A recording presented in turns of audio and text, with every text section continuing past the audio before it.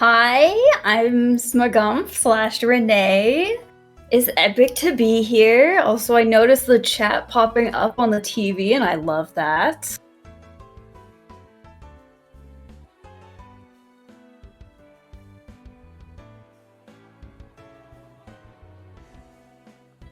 I love that so much.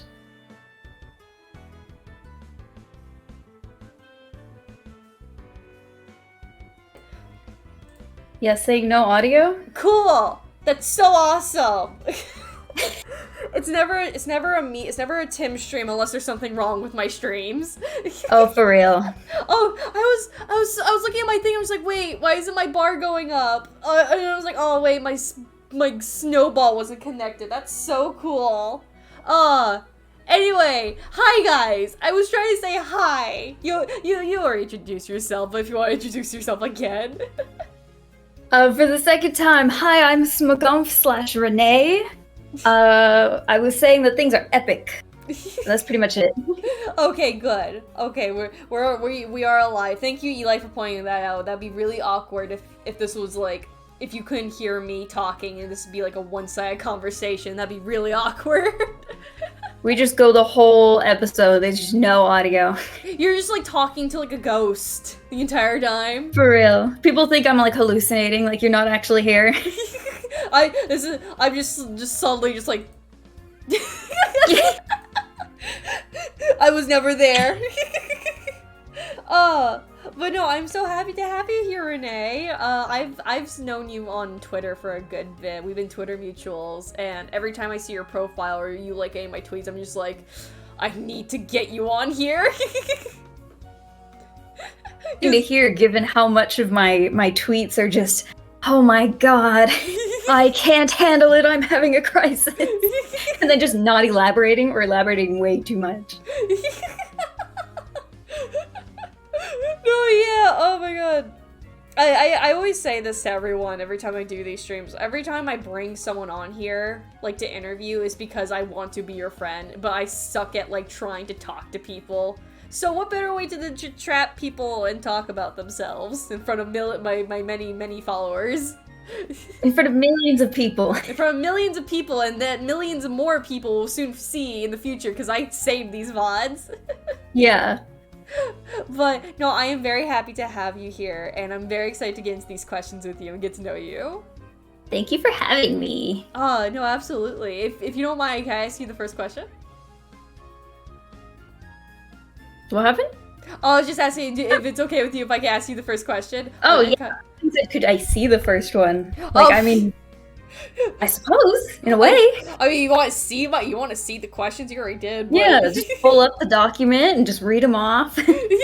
No, now you're gonna read the questions to me, and then you have to answer the questions. questions. Yes, I'm gonna ask you the questions. We're flipping this interview around. Okay. Okay. I've never been interviewed before. Have you not been interviewed before? Surprisingly, no. I've done one interview, actually. No, yeah. That's a lie. I've been a part of one interview, which actually kicked me off to start my own interview thing. My friend Kat, which I'm going to give a shout out to because my friend Kat's so cool. Hold on. I need to... I forgot how to spell her name. Oops. Kat, if you're seeing this, I know how to spell your name, I swear. Hold on. You just have a very special way of spelling it. There we go, I found it. There we go. I want to give my friend Kat a shout out because she invited me to her own interview stream where she interviews people about fashion, actually. Oh. Because she's a bit of a fashionista. She's very into like Lolita fashion with like the dresses and all that. Mm-hmm. And she asked me to be her first guest, and it's from that one stream, which I believe was this year actually, where I finally told her I've always wanted to do like an interview stream actually. But I've always been too much of a coward to ask people until I decided, you know what? No, I'm not going to be a coward. I'm just going to get in people's faces and ask them, do you want to be interviewed? And if they say no, then I'll just cry myself to sleep later. I haven't had anyone say no to me yet. Hopefully. But... Which is good. We're on a winning streak. We're on a winning streak of 21 people. Nice. Not yet. 20. Funny number 21. Can't wait. Can't wait to get to the other funny numbers like 69. Oh, that's gonna be a funny stream. I wonder who's gonna be my 69th guest. I hope. Oh god, that's gonna be a stream. But no, yeah, I've always wanted to do this. I've only been a part of one interview. I've never been interviewed with my own questions before. Is the thing. Maybe I'll do that for like a special nostalgic. That would be the 69th one. Oh my god, that'll be the 69th one. Oh my god. Someone interviews me and I'm gonna be like upside down. And it'll be funny. Oh my god. But yeah, I'm gonna hit you with the first question if that's alright. Okay. Let me pull it up. What would you define nostalgia to you? And this can be your own definition or from your own life experiences. I always see nostalgia as like just something that you look back on kind of fondly, like you have some kind of emotional connection to like something in your past. I know usually people are like, oh, it's something from my childhood, but like for me, it's even stuff that like I have nostalgia from stuff like 2 years ago, which is kind of weird. No, I think that's actually very accurate. I have nostalgia from like, cause like if like time goes by, like people are just like, how long does it have to be till it's like nostalgic? And I feel like there's not too much of a measurement. If it's from if it's a year ago, that's nostalgia. Like, It's me. I'm gonna crash as the surprise 69th guest. Oni, I've already interviewed you! You were my third You can't interview. do read? No, that's good. I'm gonna re-interview everyone. Yeah. And they're only gonna get one question, and then it's just like, I go through all of them in one stream. It's a speed round of you bring everybody back, but each person is just one question, and then you kick them off and bring the next person. Exactly. It's like, alright, get out. Bring on the next one. Oh my god. But no, I agree with you though. Like, I feel nostalgic to like a year ago because sometimes I don't register how fast time flies, honestly. Like, it's already September. I know. Like, it's 2024. It's already September. I feel like I didn't do anything this year so far, but I did a lot, but I feel like I didn't do anything. Like, what did I do last year? I'm like looking at my hands right now. I'm just like, what did I do last year? What happened? Where? Why? Who? And how? It's literally been me, like, for the entirety that I've been in college. Oh, college. Damn, I'm a fellow college student too. What are you majoring in, if you don't mind me asking? Graphic design. Ooh. Is this We're on our last year? Oh, is this like a bachelor's or is like a? Yeah. Oh, very nice. I am currently. I don't really have a major. I kind of taking classes. I am getting my associates and an integrated design degree this year. That's what. Oh, nice. Yeah, it's not so much just like art. It's just kind of like, hey, I draw and I'm good at it. Here's the degree to prove it. Yeah. No, I was briefly in integrated design before I switched to graphic design. I was kind of all over the place. No, yeah. Back when I was at community college, I thought, oh, I'm going to transfer to this other college that's like out of town and do animation. And then that didn't work out because they nuked their animation program, I think. Oh, no. So I'm like, oh, I think I'll just stay here then. And then I realized I didn't want to do animation. Oh. So we're doing graphic design. Was it just like disinteresting, or like you didn't feel like it was too much, or? It felt like it was gonna be a lot, and it just kind of occurred to me that like I haven't really done animation before, and I don't know if I'm super like, of all the different art forms that I would go for, I don't think that's the one that I would prefer. Because now I'm like, I love comics, they're my bestie. Animation is a completely different animal. That's an animal you're not sure you want to tame. Yeah. No, I get that.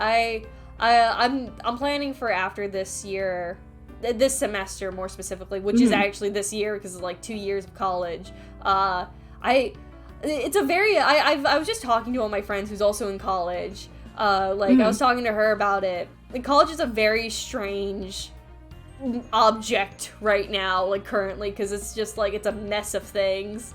Yeah. But no, like I get what you mean. I wanted to do animation, I wanted to do graphic design specifically for my degree, but I kept being told by everyone around me that's like, oh, what are you gonna do with that degree, huh? What are you gonna do with them? Just like, shit, I don't know. Make logos and like product design and stuff. I think that's like the sad thing. That's like the only thing people connected with, and it's just like, well, when you say it like that, it makes it like sound like it's not good enough, and it's like that kind of makes me feel shitty. So, and specifically because my school, like, you get into graphic design as your major, and then at a certain point, they tell you, hey, if you want to continue to be in this major, you need to apply to stay in here, and you have to pick a specific track. Otherwise, we kick you out. Oh, shit, okay. So I specifically am in illustration. So that one, I'll be completely frank about it. We do not get a lot of love or attention or funding. They do not care about us. Aww. We have like, that's pretty much it. Oh, that's so shit though. Damn. But our professor's working really hard to like improve the quality of our track and everything, and I mean, he's really pushing for like, yeah, you're doing illustration, but like, here's all the things that you can do with it. So it's a lot of like poster design, and that's literally what we're working on right now is like some posters for like an opera. Ooh. So it is varied in like what you can do. So I I am, like, I try to stick up for graphic design. Like, it's not that bad. Just the art scene in general is terrifying and scary and exploding. But graphic design is cool. We're just gonna close the curtains on the art scene right now. Yeah. We're not gonna look at that because there's so much happening in the animation industry. It's so sad, but we're not gonna look at that. It's a massacre over there. Yeah. So yeah, nostalgia. I feel nostalgic to a year ago. Oh yeah. Oh yeah, that was the point of all this, huh? Yeah. I generally have a hard time like remembering the things I do like each month. So like I have this system, and I would recommend anyone doing this, honestly. I have the system where like I print out a calendar and like I do my day, I do the things I do every day, right? Or like my scheduled and all that. And then at the end of the month, I'll take my that printed calendar and like a little piece of paper, and I'll write down all the things I feel like I achieved that month. I usually at least write up to 9 things I achieved that month, and I feel pretty good at myself when I look back at them at least. Even if I feel like I didn't do much that month, I try to like think of stuff like, oh, I finished 1 commission, or like I finished like a class or something. Like I try to do that to help me like not only remember the shit I did, but also like I feel good about myself. That like I didn't waste my months. Sense of accomplishment with it. That's really good, actually.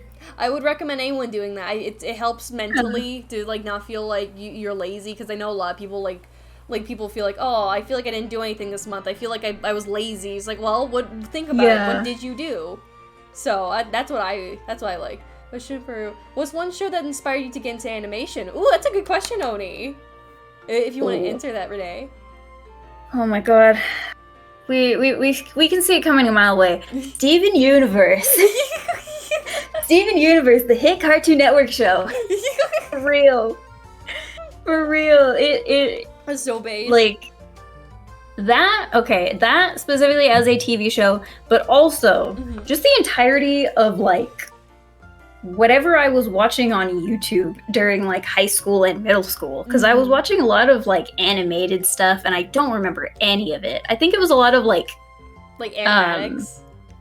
Animatics or like animation, like fan animations, stuff like that. I feel like both of those things were major influences.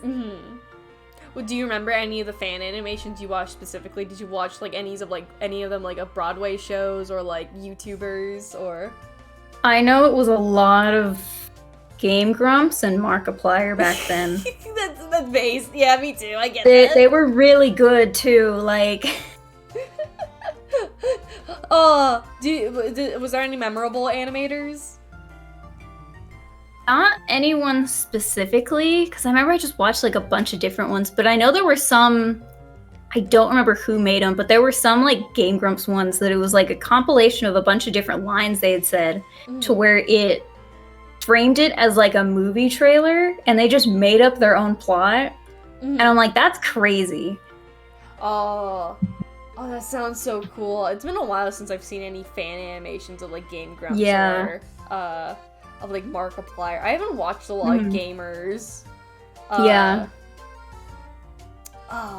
I'm so sorry. Hold on. Could you excuse me for a second? Chat. Yeah, you're good. Chat, entertain Renee while I'm just a moment. Just a moment. I'm so sorry.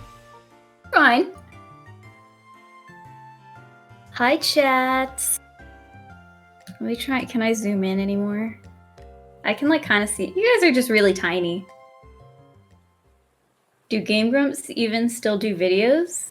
They do, actually. They're playing so much Supermarket Simulator right now. It's great. I don't pay attention when I watch them. It's just something to have on in the back. But they do definitely still do things. The live action stuff is fun, though. They eat a lot of everything. I'm so sorry about that. You're good.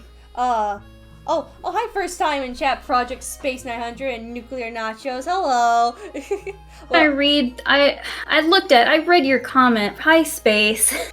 That one's mine. Well, hello. Do Game Grumps even still do videos? It's been a minute since I've seen. I think they do. They do a lot of, like, one like, a few minute power hour. Is that still a thing? I've seen a lot of those. 10-minute power hour is definitely still going. It's a lot of, like, food-based stuff. Yeah. I was just saying, Yeah, they're playing a lot of Supermarket Simulator right now. Oh, I've yet to play that game myself. They do still do kind of release videos daily. Yeah, that's what I thought.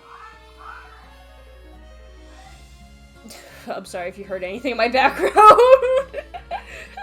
I live with people, so. Yeah. Oh no, I do too. I had to kick the dog out of here. No, she'd go nuts.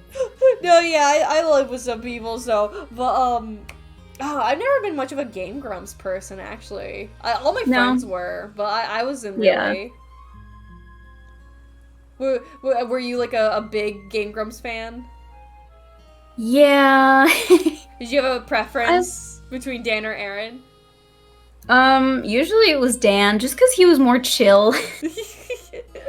I mean, the screaming compilations are fun, but also I'm like, okay, alright, can we chill out for a minute? It's not that serious. Sonic 06 isn't that bad. Let's be for real here. I'm sorry I needed to address this, but it's true. I speak the facts. Who would you rather be stuck in a room with, Dan, like playing a game with, Dan or Aaron? Oh, it absolutely. Okay, but with Aaron, I feel like we would fight about Sonic because I would agree with him in some instances, but also he overreacted about Sonic Heroes 2, and I can say it because I'm playing that right now. I have like 10 A ranks. So good. I've also never played a Sonic game, actually. The only Sonic game I played was the what's the one with the werehog? Is that Unleashed? Unleashed. Yeah. I want to play Unleashed. I played on... So, that's my favorite Sonic game, but it's for the dumbest reason ever. It's not because of the werewolf thing, though. Like, that's only a part of it. I played a bit of that game when I was a child. My dad would take me and my brother, like, every Saturday to the library, where we would, like, rent out any movies or books we wanted. That was, like, a thing. That was, like, a ritual we had every Saturday. And I decided to rent out the Wii version of Unleashed. Oh. Yeah. I'm sorry. It's gonna get, like, it's gonna get somewhere. Yeah. I rented out the Wii version of Unleashed because we had a Wii, you know, and, like, I wanted to play on it, and all the games that we had were, like, my brother's. I wanted to play a game, and I wanted to play Sonic because I really liked Sonic as a kid. We got the game, I brought it home, I put it in the Wii, and I couldn't get past the tutorial stage, and then I stopped playing it. I never got past the tutorial, and that game is my favorite game. It's your favorite for vibes alone and nostalgia. We've circled back. Yeah, exactly, nostalgia. You're great at segues, my goodness. Speaking of segues, I'm gonna ask you the next question. That's all right with you? Yeah. Was there any children's media that you watch as a tot that you think would be impactful to kids nowadays in this growing generation? And I'm gonna throw you a loop with this one. You can give me a positive and a negative impacting cartoon. Positive and negative, that's interesting. Okay, so I feel like compared to the Cocomelon that children have currently, oh god, I feel like it's kind of a low bar. So, I mean, I remember really liking, like, if we're talking, like, little kid, like, Blue's Clues was a banger. Oh, we love Blue's Clues. Yeah, Blue's Clues was a banger. I love Steve. Oh, that, like, the goat. Steve. Yeah, Steve was, like, the best era. Joe was okay. I heard you guys good. But I haven't seen that one. Yeah, I don't know him. I only know Steve. Yeah. Oh, Project Space 900, thank you for the follow. I hope you enjoyed the program. Thank you. But, I remember Blue's Clues. I'm glad that it's, like, so good. I'm glad that's, like, it's kind of back from what I've heard. Like, it's under, like, like, it's new animation and, like, new stuff, and it's, like, I've seen some of it. It's very wholesome. It's very cute. I'm glad that Blue is still around. Never forget the blue dog that we grew up with. We love blue dogs. We love blue dogs. Oh, yeah, now that the kids have Bluey now, too. Yeah, this current generation has Bluey, and I'm really glad we have a Bluey, like, for these kids, because, again, I watch Bluey as, like, a full-grown adult. I have no shame in it, because it's actually a really cute show, just to sit back and, like, relax to. And the lessons in there, oh god, they make me cry. Yeah. No, I'm just glad Bluey's around. But yeah, Bluey's a good one, yeah. Mm-hmm. If I need to talk about a negative one, man, which one did I hate as a kid? What cartoon like traumatized you basically? Yeah, okay, so there wasn't anything wrong with it. Mm-hmm. There were parts of it that I liked. Mm-hmm. But for whatever reason, in what is it? What the fork the Wiggles. The Wiggles. There was a talking door that freaked me the hell out as a kid, and I would not watch it. Was it like a puppet? It was like a door with like a face, I think. Let me see if I can. Talking. But yeah, I don't. I think it was just a door with like eyes, and it said things sometimes. Was it possibly this door? If I'm wrong? Let me move the... Oh my god. It might be. Let me see. There was a few options that popped up. There was that one that was like clearly more obviously with like the Wiggles. Like there's like this picture of them, which I'll put. Oh my god. I'm just looking at all the pictures of these. Oh my god. This is horrific. No, that would scare me. That would scare little me as a kid. All of these options are pretty bad. Hold on, I'm gonna show chat the Wiggles door. Hold on. Her name was Flora. I think. That's too pretty of a name to go to a door like that. I'm sorry. Oh, it's very unsettling to look at for me. Imagine like, being one of the actors and looking at this. And then just like the soft like shading, and there's like the indentation, like her eyes are like physical, like it's not painted on, like I imagine the eyes are a physical moving thing. Yeah. I always hated like puppets as a kid. I really I didn't mind like the Muppets. Muppets were fine. Okay. But like other like puppet stuff I really hated. Like ventriloquist dummies. I really hated ventriloquist dummies as a kid. I don't hate them as much now, but like, that just reminded me when I was in elementary school, I had to go to like this special class because they wouldn't tell me I was on the spectrum, but I clearly was. Like, it was like one of those classes, just like, oh, you're like a special kid, so we have to take you here for a bit, basically. Mm-hmm. Basically, we're like all like the kids like who were very much more on the spectrum. And I didn't know that when I was a kid. I thought I was like a free out of class sort of thing. I was just like, oh, I'm so cool. I get to be out of class. But little do I know that was just I was autistic as a kid. Mm-hmm. But in that classroom, my that teacher had like little marionette dolls that were like ventriloquist dolls. I remember some of them had like sombreros and all that, and they freaked me the hell out. And it didn't help that they were always by like the window of the doors. Whenever I walked by that classroom, I was like, oh, you're just watching. Yeah, they're so creepy. They're just looking at you. They're so I hate puppets. Some of them are very there's just a mini one now right next to you. They're just watching. Okay, then we're just gonna keep that one there for a bit. Why not? It's funny. Also, Oni asked, does Smagumph like D&D? Do you like D&D? I do. I've arranged a group, so we're supposed to start a D&D group at some point. I've just been too busy to actually sit down and DM and everything. Mm-hmm. But literally, I think I like just posted the other day or last week or something of my boy failure of a D&D character. I love him so much. Mm-hmm. Yes. Are you like hosting the session this one? I'm gonna be our primary DM pretty much. Okay. Because most of the group either hasn't played before, hasn't become insanely obsessed with it like I was for a short period of time, mm-hmm. Or is just tired of DMing for other groups. Oh, that's fair. That's fair. I've usually been the DM. I've been players for a lot of them, and I've been trying to be more of a DM lately because I like DMing, and I have so many D&D books. I have so many. I love D&D. Nice. It's so much fun.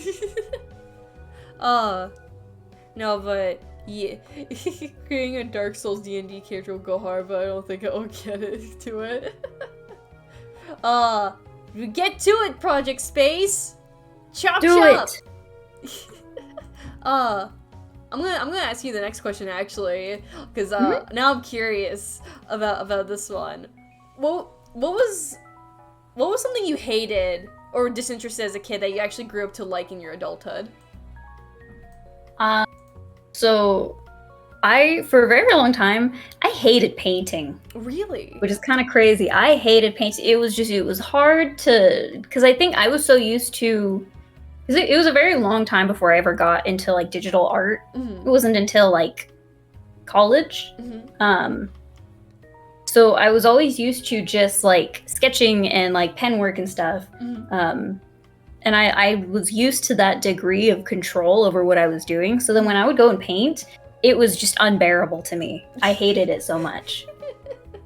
Now, for whatever reason, I think it was at the end of high school that something like clicked for me. And I'm like, oh wait, painting's kind of epic actually. So I love painting. I do it for a bunch of my projects. One of my professors, every semester, he's like, for all of our projects, like you have to do some digital, but some you have to do traditionally. So I always just go to painting. Mm-hmm. What was the painting you made when you started falling in love with it? Can I ask? I still have it now, actually. Mm-hmm.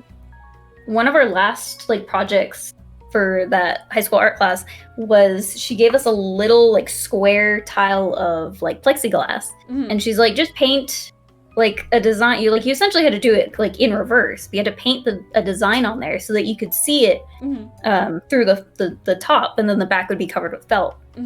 So that was in my Animal Crossing New Leaf era. Ooh. So I made Julian because I loved him. So I still have this coaster with like a bunch of layered paint. It's just Julian with like a bunch of flowers and stuff. Oh, and so that cool. Was, for whatever reason, the project that like helped painting click for me. Oh, that's so nice. We love Animal Crossing here too, by the way. Love Animal Crossing. What's your favorite villager? When you ask me favorite, oh, actually no, I do have a favorite. I have like one that's like romantic and like not romantic. My favorite all-time villager is Filbert. I love Filbert. He's my son. I love Filbert the squirrel. He's so stupid. I really like Lobo though, like romantically. I need to go back to playing Animal Crossing at some point. I do too. I really want to tear down my island and remake it because I had a giant Kid Core phase. I'm still into Kid Core, but like I'm not as into it as I am as like compared to I am now. So like everything's a mess in there, and I need to clean it. Yeah. Did you ever get the DLC? Oh, I did get the DLC with the home renovating. I haven't gotten too far into it though, is the thing. I still need to play that. I bought it and then just like hardly did anything with it because then I restarted my island and then fell off the game. Oh, I can never restart my island because I worked too hard to get my villagers, is the thing. I worked so hard to get the ones I really want. And it was a pain in my ass because there was one stream I hosted where I spent nearly all my entire night trying to find Goldie that I didn't find her until off stream. Oh. Which was fine, but it was so bullshit because I wanted to find her on stream. Yeah. Tim and her Kid Core arc is our favorite Kurusu. The Kurusu will always be in her Kid Core arc. The human is a little bit more emo. Now you're in your creepypasta era. Yes. I have a very nice shelf of all my Jeff the Killer stuff that I just finally organized. If I show my shelf to anyone, you'll never guess who my favorite character is. There's no way you can know. Can I show you my shelf if that's okay with you? Oh, totally. I'm a very big collector kind of person. I like buying things and putting things on my shelf. Hold on. I'm trying to find like We love trinkets. I love trinkets. Oh my, you seem like a thrift store kind of person. Do you like thrift stores? Yes. Ooh. Ooh. There's not too many where I live, but there is one downtown that's like really good, and I love going there. The issue is that it's downtown. Oh, is it like really far? It's far, and you would not want to be down there at night. Oh, that's always the worst for like, for some areas. Oh, I get that though with some areas in my area. So, but no, you'll never guess who my favorite is. You'll never guess who my favorite. Oh man, this is really hard to figure out. It's like there's not that many like charms or something, or like. Yeah, it's very few details to work from, man. Really gotta work for these context clues. It's Eyelash Jack. I don't know if you can notice with this one piece I have. But that's the oh yeah, there he is. I think I see something. Yeah, it's Eyelash Jack. It's Eyelash Jack. There he is. Well, the creepypasta emo asked it was going to be in her Magic the Gathering. I'm already in the Magic the Gathering arc. I'm already in it. I have 2 decks already, Oni. So, what was like? I'm so curious though. What was like your favorite? What do you usually look for when you go thrifting or like go to thrift stores? Oh man.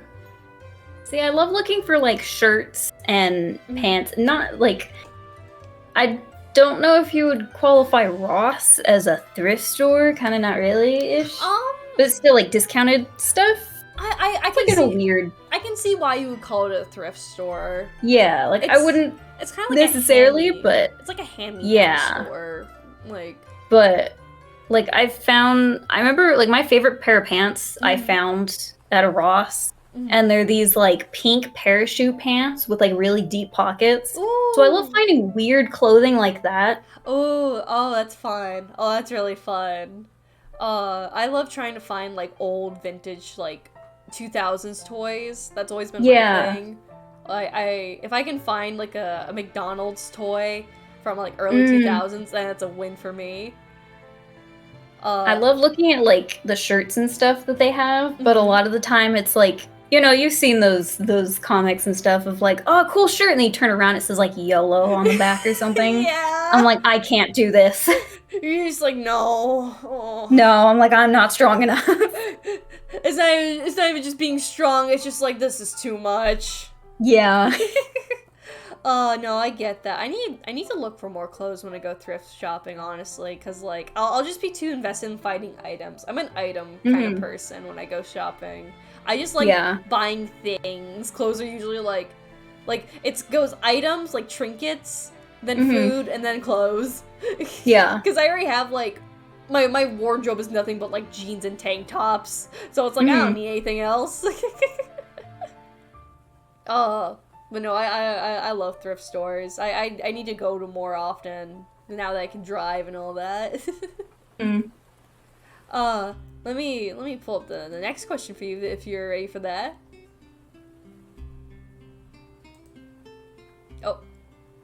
Are you there? Yeah. Okay, just I always get so paranoid when like things go quiet. I'm just like, is it my internet? But okay. Who's your cartoon/movie hero as a kid? Whose adventure did you want to go on? Like Ash Ketchum or like Harry Potter or any of the sorts? See, I don't know, like what like specific character heroes that I really like. Megamind is pretty cool. I really liked Megamind, honestly. I guess he's the one that comes to mind. You want to be Megamind? I want to be Megamind, man. He was cool. He made a lot of cool stuff.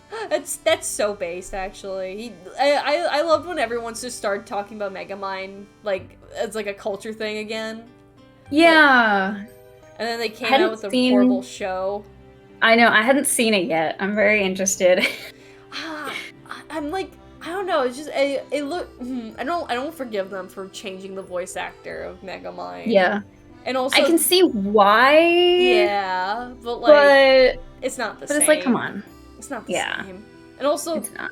I think they gave the fish guy a name, like an actual name. Like his name in the movie was Minion, but then he gave him like an actual name, which was really weird, and I don't remember what his real name is now. Hold on. Let me go see. Hold on. Megamind Minion name. Minion name. His name is Chum. Old Chum. Chum? Yeah, Chum. Okay, that's kind of clever. It's clever. But also, it's like, what was wrong with Minion? Like, I think it was like a copyright thing because it was like DreamWorks had it was DreamWorks who owns Megamind, and like Minions from not Pixar. What was it? Who owns the Minions again? I'm trying to remember.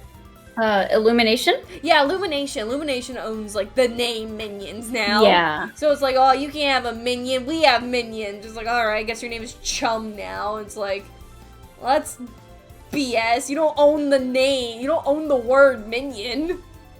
Like, it's like trying to say that we own the word. Like, no. I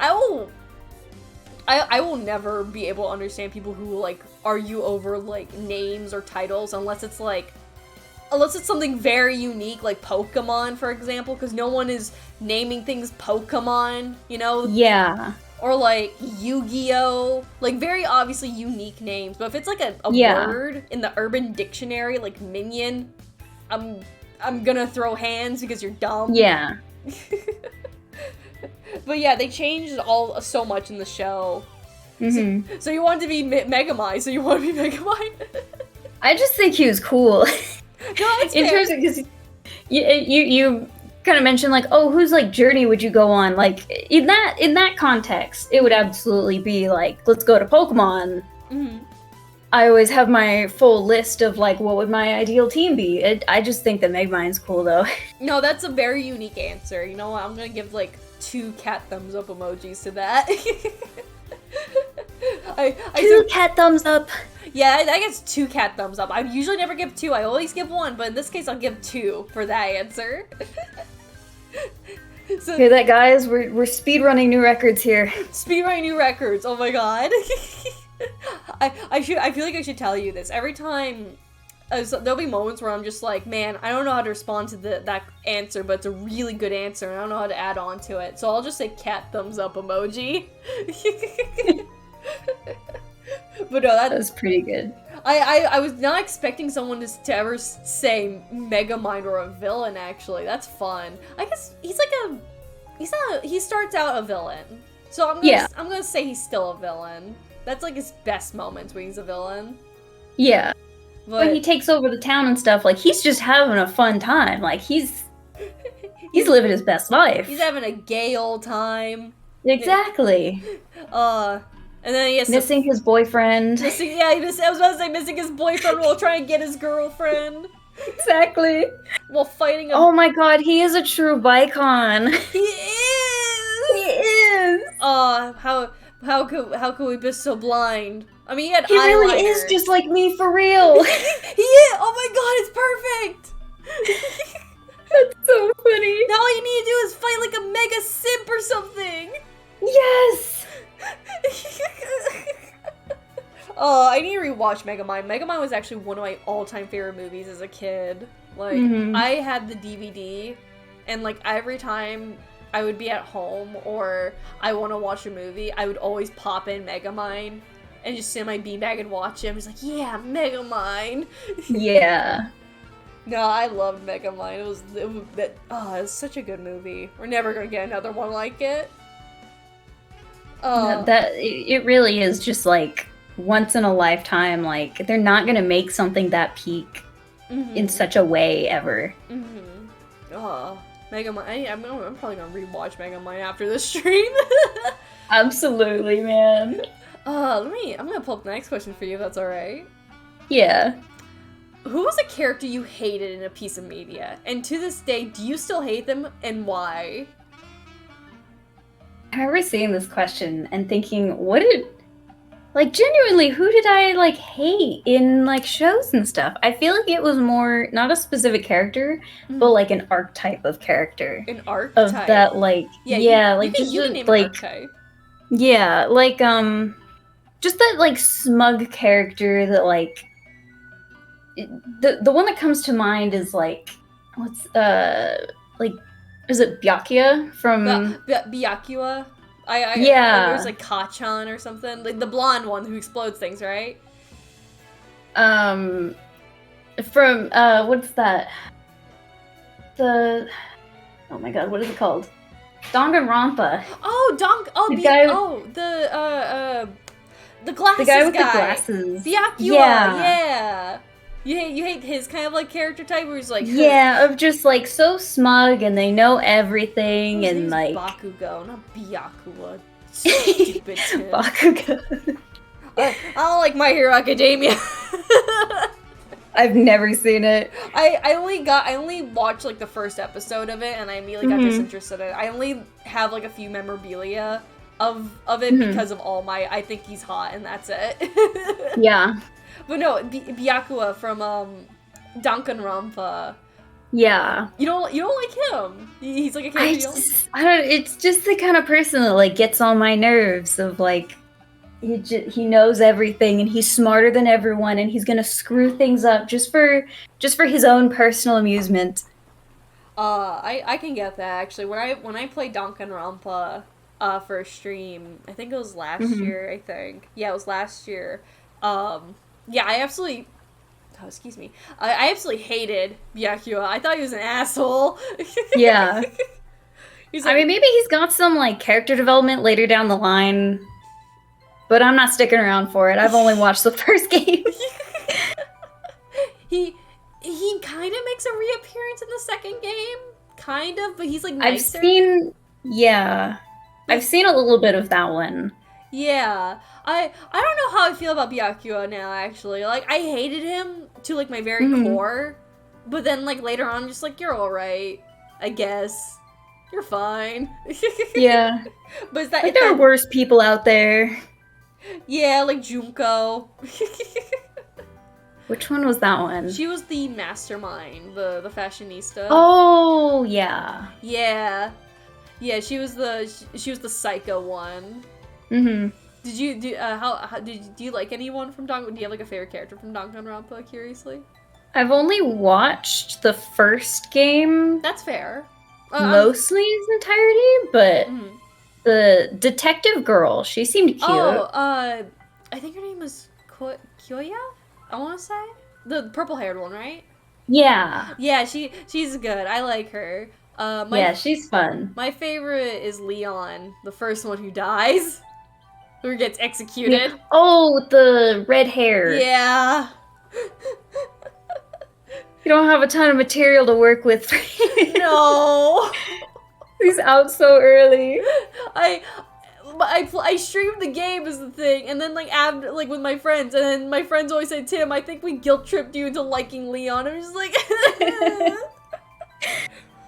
and now, oh, that's unfortunate. Oh, and how funny that his hair is red too. You made a post the other day that you love the color red. Oh, I see Leon as like my son. Like I made this one joke art. I never posted it because I fear that people would be like, damn, what the fuck sort of thing. Where I made a joke saying like, yeah, Leon's my son and Maxie's the mom. We're a family. He's like, Maxie gave birth to Leon, and there's Pokemon in this universe, but Leon doesn't get a Pokemon because I said so. He's not allowed to have one. He's gotta be a baseball player, but I support him being a guitar player. Oh wait, my son's dead. Fuck. But no, Leon has the hereditary genes of redness because I like red. Okay. Everyone has to make fun of me for that. I keep discovering a new red character every day. It's not fun. Your family pet is Clifford the big red dog. Oh no.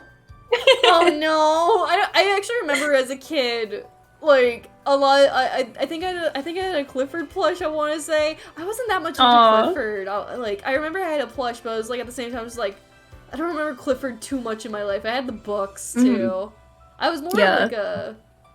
Oh, there was like another book series. Oh, books are like another nostalgic thing, like children's books. Was there any children's books that you remember as a kid? I'm gonna list off 2 series right now. One, everyone always was like, "Oh, I read all the Percy Jackson books as a kid." Mine was the Kane Chronicles. Kane Chronicles was so good, and it only got like 3 books. Kane Chronicles. I've never heard of that. It was essentially it's the same guy that wrote them, Rick Riordan, but it was his Egyptian series, and it was so good. It was so good, but it only got like 3 books, while Percy Jackson got like 20. And I was forever bitter about it. I'm like, Kane Chronicles deserves more. Deserved more love. I was never into Percy Jackson. Like, Percy Jackson was under like that sort of like I always heard Percy Jackson along with the name of like Scott Pilgrim, and even then I didn't watch Scott Pilgrim as a kid, like the movie. That was another one that I watched young. And it was I thought it was the best thing ever. I watched like the anime that came out recently, like somewhat recently. I heard that was really good. I haven't seen it yet. I would recommend it. I watched it with my friends and I had a fun time watching it. I don't know much about the movie Scott Pilgrim, but I heard there was like one thing that was questionable. Like, what was it? Scott dated a high schooler. Yeah, and I was like, why would you do that? What? So the very interesting thing with Scott Pilgrim is that all 3 versions, technically 4, but I haven't seen it, because there's the live action movie, there's the comic book, and then there's the show that came out. Yeah, the anime. Each version is like a different pretty different. They're very different. Yeah. But that is the consistent thing in all of them, is that he always dates a high schooler. I don't know why he's like, he says he's like not dating her, but it's like, dude, why are you like around her though?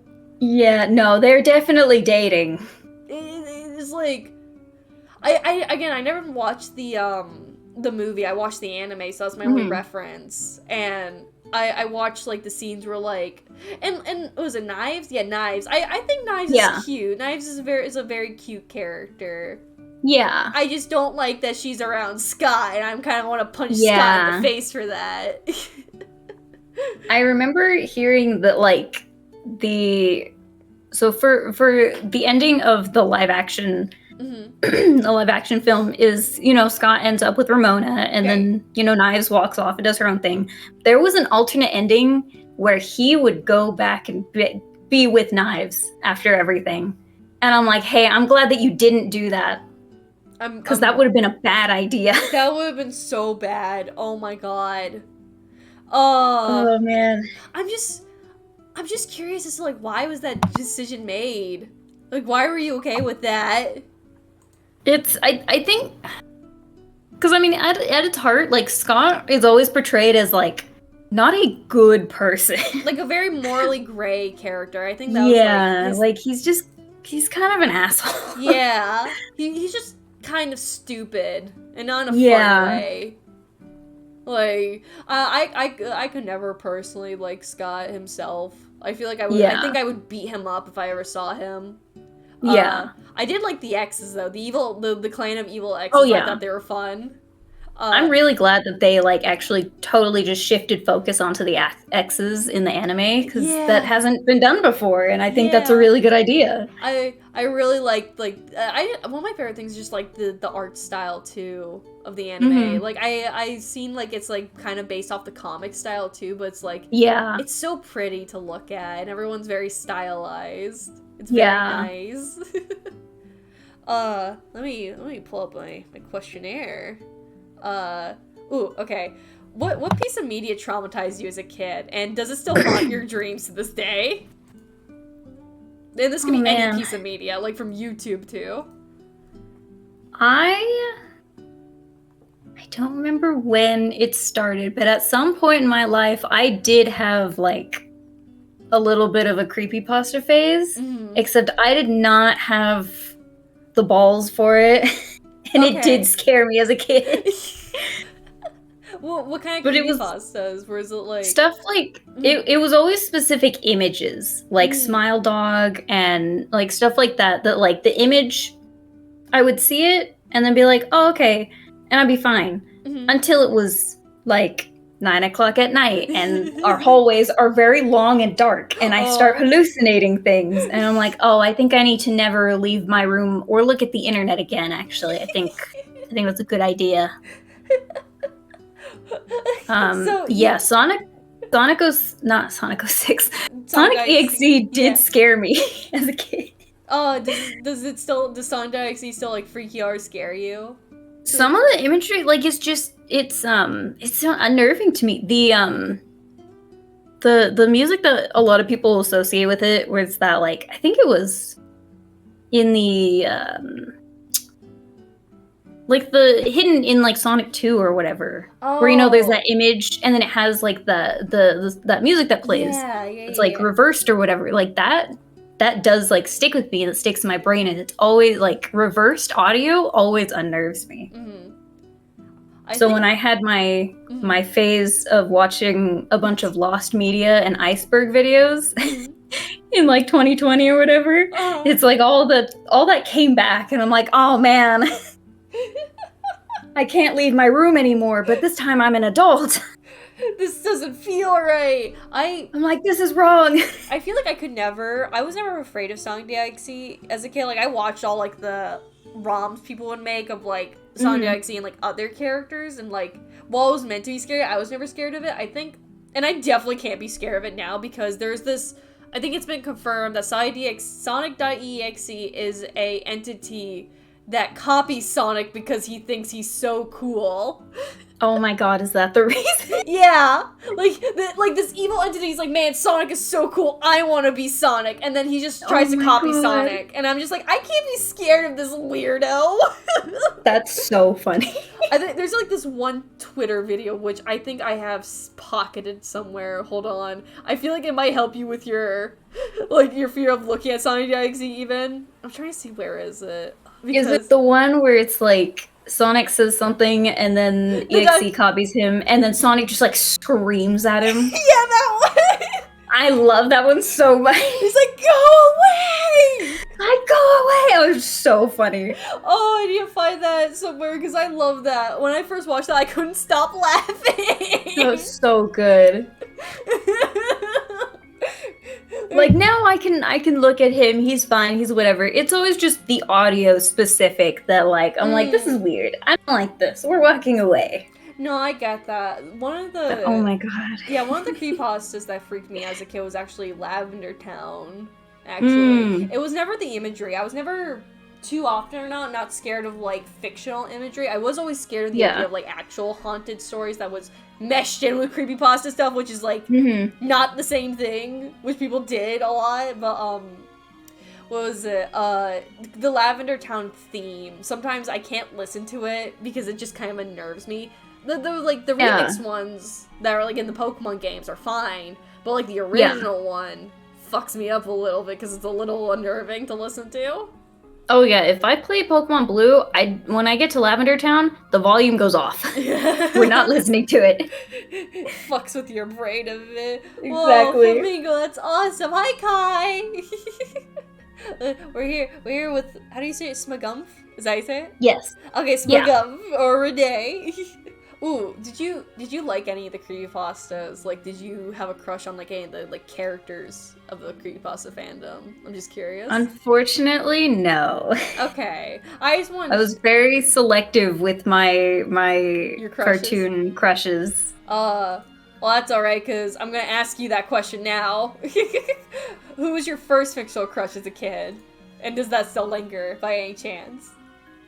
So if we're talking about non-cartoons, then it was Drake Bell and, like, elementary school. Not because I liked Drake Bell, I just found out that you could have feelings for people, and I thought, Drake Bell's pretty cool. So It was like a, yeah, it was like a compelling sort of thing. It's like, if I were to like someone, it'd be Drake Bell. Is that like how? Yeah, I'm like, he's pretty cool. He can play guitar, because that was when Drake and Josh was a thing. He can play guitar.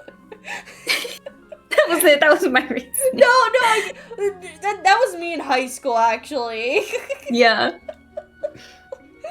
But if we're gonna say cartoons, I never really, like, no one clicked for me as a kid or anything. So it wasn't until, like, I was an adult and I found out that there was an OVA version of Phantom Blood, and that Dio looks amazing in it, and I'm like, oh, here we go. It's him, and it's spoilers for Ghost Trick, Evil Sissel. It's only those two. Only, like, out of everything, it's only those two you like? It's just the two evil blonde men, and I don't know why. There's just something about the evil blonde men that... There's just something about evil blonde men that I'm like, you're great, I'd love you. You know what? Yeah, you know, that's fair. That's fair. Evil blonde man, yeah. I'm trying to think. I used to, like, I used to watch JoJo. I need to rewatch it. I used to like Jotaro for the longest time. I don't think I really like anyone currently.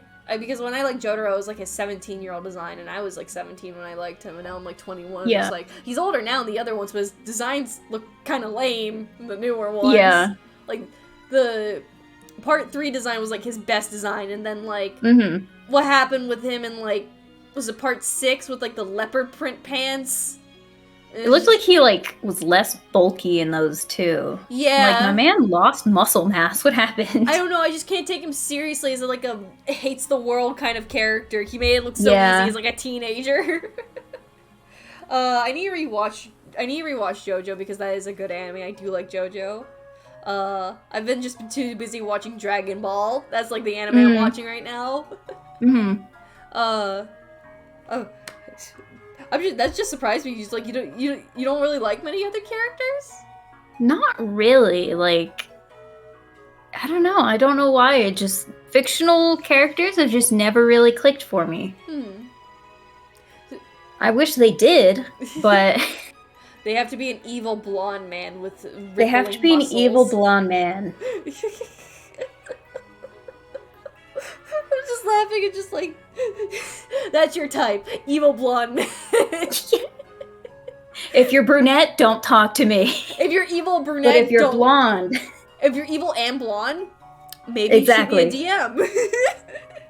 Like, let's just get married. Like, if you just like you put on Twitter, if you look like this man, hit me up in DMs. It's just a picture of Sissel. Yeah. If you look like him, call me. Oh, that's interesting though. Okay.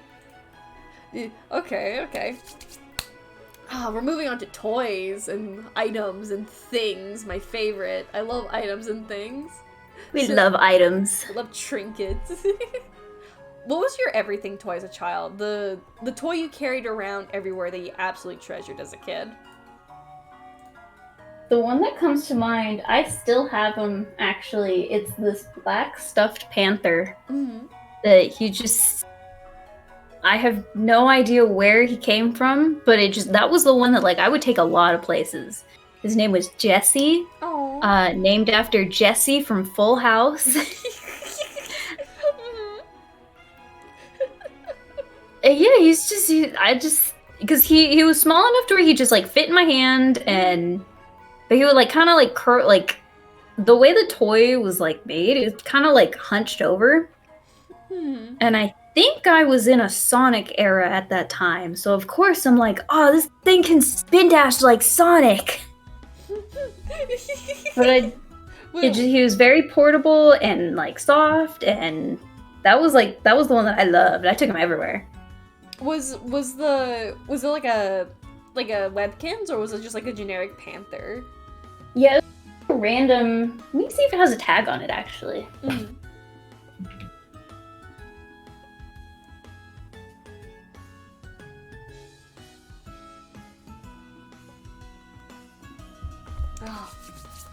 Okay, well, I've cut the tag off. So he doesn't have a tag. Also, he's slightly coated in dust. Oh, no. Here, I'm gonna try and take a picture. Yo, yeah, I can put him on screen.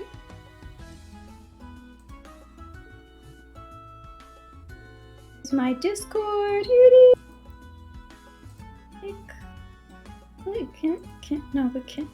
No, but can you, when I click the button, can you work, please? Thank you. Take your time, don't worry. There we go. Let me see. Oh, it kind of looks like a Beanie Baby, kind of. He might be a Beanie Baby. He's bigger than other Beanie Babies I've seen. Although, I've only seen, like, the itty-bitty little ones. Oh, it looks so cute. Hold on, chat. You gotta see this baby. Hold on. Oh, that's a big picture. Hold on. I finally figured out how to share pictures without, like, obstructing too much view. I'm trying to get better with these interviews. Gotta really, like, size it down, because I just took it on my phone. Yeah, no, you're good. It's usually the phone pictures. There we go. Boom, baby. Aww. There's my baby! Oh, I'm, like, actually holding him in my arms now. This is so, like, this is so cathartic. Aww. He's here with you during the interview. Here with me. He's only a little dusty. Oh, and you still have him to this day. That always makes me so happy. Whenever someone has the toy that they grew up with, that makes me so happy to hear. Because a while ago, I'd like cleaned out a bunch of like my older like stuffed animals and stuff, and I just kept the ones that had like sentimental value to them. Mm-hmm. No, this guy definitely had to stay. I don't have a lot of my old baby plushies anymore, but I do have the one plushie that mattered the most to me, and that was like a Mewtwo plush that I begged my mom to buy me because I was really into Mewtwo. And he's very much withered away a bit in his form, but he's still in one piece, which is good. It's mostly he's still kicking. He's still kicking, and I'm still happy to have him. Oh, nice. But this is very cute. Aww. Is Jesse gonna be joining us for the interview? Yeah, he's here on my desk now. Oh, good. He's hanging out. Well, my next question for you is, what was something you always wanted as a child? You never got it, but being an adult, you're able to get it now. Oh man, for the longest time, because I said I didn't do digital art until like college. So for a very, very long time, it was just pencil and paper and like just whatever materials I had, but usually it was pencil, paper, and like I would get those fancy like micron pens and stuff, and then like colored pencils. But I always thought for years and years and years that like I need to just get access to do digital art, and then my art will be amazing and epic. So I always wanted to get some kind of like tablet or something, but it just never happened until college because I needed a laptop for college. And then I started doing digital art. I'm like, wow, this changed nothing, actually. Digital art is very cool, but also I'm like, it doesn't, there's a big difference between like just the style that you have and like the medium that you do it on. Like, doing digital art isn't gonna magically change your style to be like Renaissance art or something. No, honestly, I funny enough was it I recently went on a vacation trip a month ago to go see my partner, and I brought with me like a pencil and like drawing, like traditional drawing supplies. I've never drawn traditionally in a long time, so this was like the first time in a while, and I want to do character designs for something I'm working on, and my partner knows I can draw digitally and sees my art digitally, but rarely he sees my art like traditionally. So when I came over to visit with my sketchbook, I let him like go through it because he's like the only person I let him go through. Like I love But when he was like it's very sacred, very sacred thing. Sketchbooks are very sacred. I remember as a kid in middle school, so many girls would take away my sketchbook. He's like, "Wow, you're such a good artist." I was like, "I want my book back." Oh, no. It's, wow, you're such a good drawer. I can only draw a stick figure. Can you draw me? Can you draw me, please? I actually never got asked to draw other people. I was always dressed like, can you draw this? Like from a book, like it was like a book cover of something. He's like, can you draw that? And I'm just like, I guess. I don't know what you're trying to prove here though. But he's like the only person I trust with a lot of things, so I let him go through my sketchbook, and he like told me, he's like, Tim, your art looks very different traditionally compared to your digital art, and I actually really like your traditional art. I'm just like, really? I mean, it's just chicken scratch. But it's like, really? And he even told me, he's like, I would love to, like, at one point, if you ever make me an album cover, because he's a musician, he likes making music. He says, like, I want you to make a cover for me, but like in your traditional art. I'm just like, that's crazy. So I think it really. No, continue. I was just gonna say, like, cap it off. Just like, yeah, I like agree with you. Like, I don't know. I feel like drawing digitally traditionally are almost like too.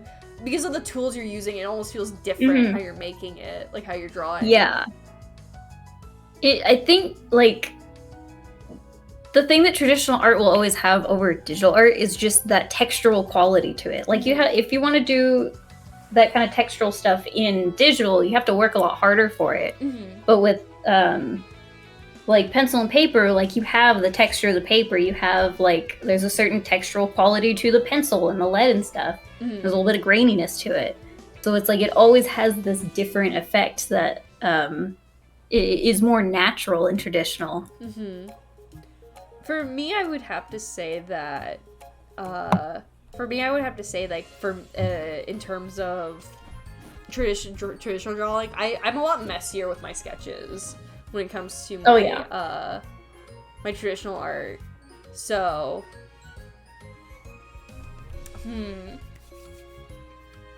See, and I'm cleaner with my stuff traditional, especially because a lot of time I'll sketch in pen. I don't use pencil anymore. Yeah.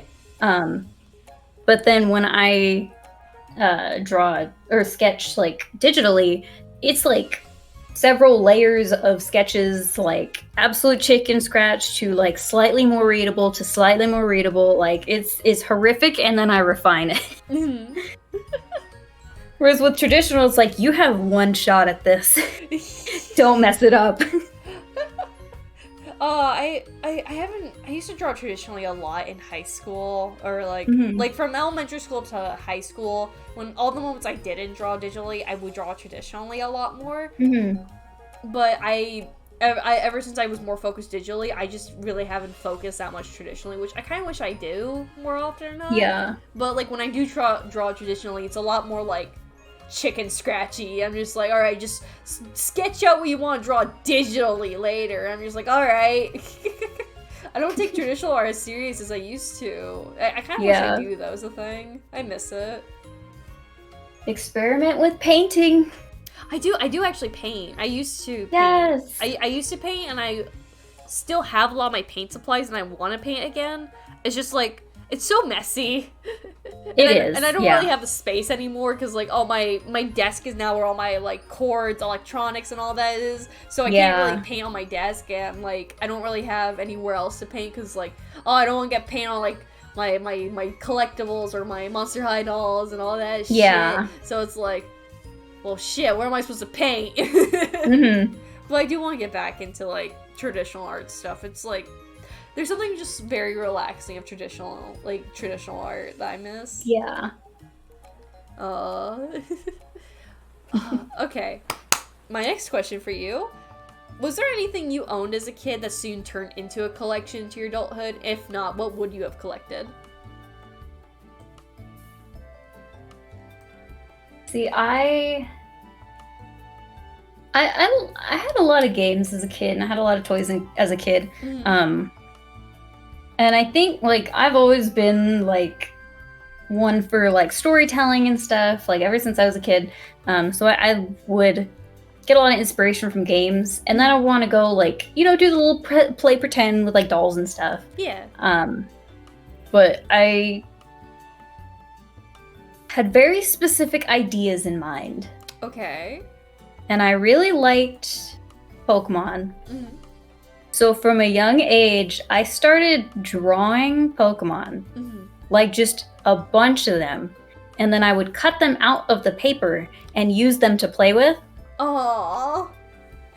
And like at first to start off with, like I had a little like pocket book or whatever, like it was a little pocket Pokedex with like a bunch of entries of the Pokemon. And at first it was like, oh, something was too hard, like Tyranitar or something. Yeah. I would just cut it out of there and use it. And then eventually, as I got better, I would actually draw the thing. But then eventually it progressed to the point where it's like one that I remember was like a Lucario with like angel wings or like different colored Zorua and stuff.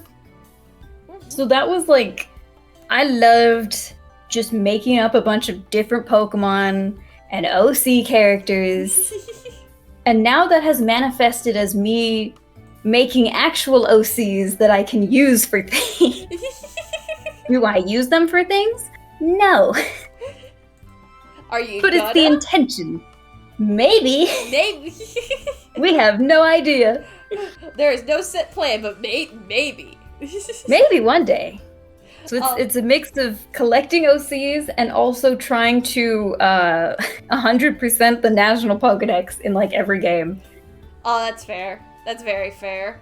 I hate collecting Pokemon because it's such a pain, but it's so fun. Oh yeah. I'm only able to do it because I have so many of the games across the years. Oh, that makes it easier.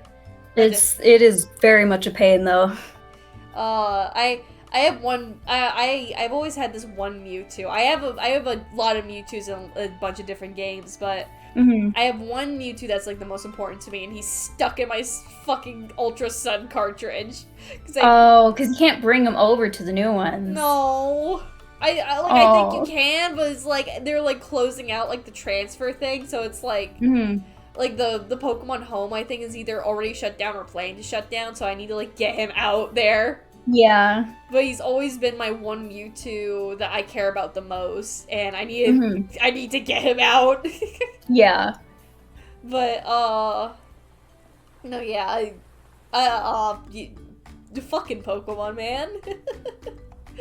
Dude, I'm such a fiend for shiny hunting. It's crazy. How do you shiny hunt? I tried shiny hunting like back in high school, and I just could not continue with it. I got one shiny Psyduck, and that was it for me. It depends on what game you're using. Don't do the Poke Radar like ever. I poured so many hours because I wanted to get a Gligar in Platinum so that I could raise it for like competitive stuff. Right. And it took ages. Like the Poke Radar is awful. Chain fishing is easy in X and Y. The SOS chaining in Sun and Moon and their follow-ups is also pretty easy.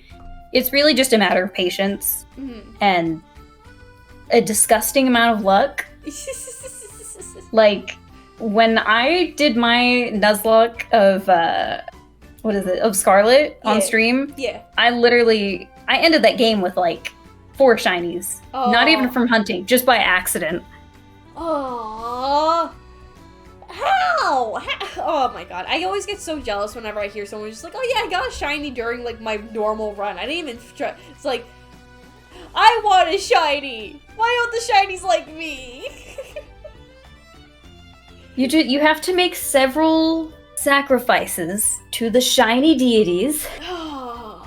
That's so hard. One every 3 months. That's so hard, though. It's like so much, man. I know. It's very messy, but after a while, you kind of just get used to the process of it, and it's not so tedious. I have like a lot of streamer friends who I see like actively do streams like on Scarlet and Violet nowadays, and like go shiny hunting. I'm just like, how do you guys have the patience to do that? Again, I shiny hunted once in I think it was Ultra Sun, and I was just like, because I was back in high school, me and my friends were gonna do this thing where like, oh, we're gonna start Instagram accounts promoting shiny hunting or whatever, like showing off our shinies basically. And it was like a cute little thing we were doing. We made like custom icon profiles for our Instagram accounts. I chose a shiny Gallade because I love shiny Gallade so much. Nice. And everyone else was like shiny hunting or like getting results, and meanwhile I only found one shiny Psyduck. Like I said, her name was Cerulean, and I tried shiny hunting for a Bisharp because I really like shiny Bisharp. I was looking for a Poniard specifically, but you get my point. But I gave up after I hit like 400. I was like, I'm not doing this anymore. Oh my god, what was the method you were using? I think it was the like, it was like a group of them, and then like a new one kept spawning in. I forget what that's called. Like, it's a horde of them, you kill a bunch of them, and the whole bunch of them like calls in more for help, basically. Oh yeah, that's SOS chaining. You got to 400 with nothing from an SOS chain? Yep. And I had the shiny charm and everything. Oh my god. You can see why I gave up so like quickly, cause like, yeah, you might be cursed actually. I'm just forbidden to never have a shiny. Like, no, there was another time during a stream. I do a stream where I play Pokemon Emerald literally blindfolded, right? Oh my god. And I have my friend Nightcrawler help guide me through the stream. Like, he's like, alright, go left, go right. While I'm literally blindfolded. And during a moment while I had my blindfold off, I was grinding our Pokemon so I could be ready for like the next few things. And I encountered a shiny Makuhita and I killed it.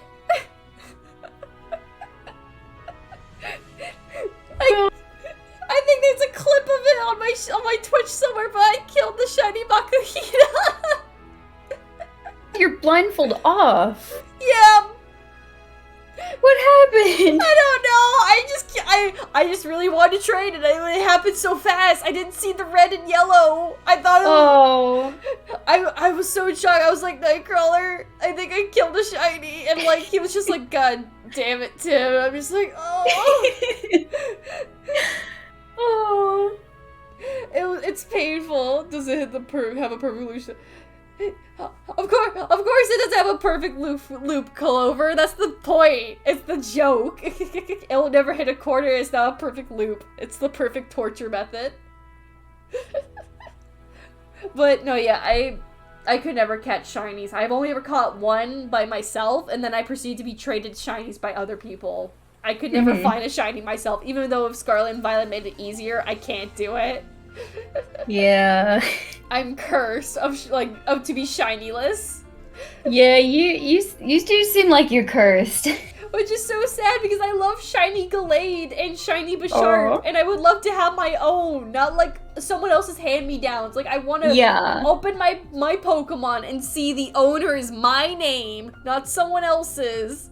I'd be like, yeah, that's my shiny Gallade. But no, it's like someone from like Korea who traded it to me. It's a curse. It's a curse, and I like bow at Awood's feet, who's able to catch a shiny. I mean, it's a more tedious and longer method, but maybe you should try Masuda method.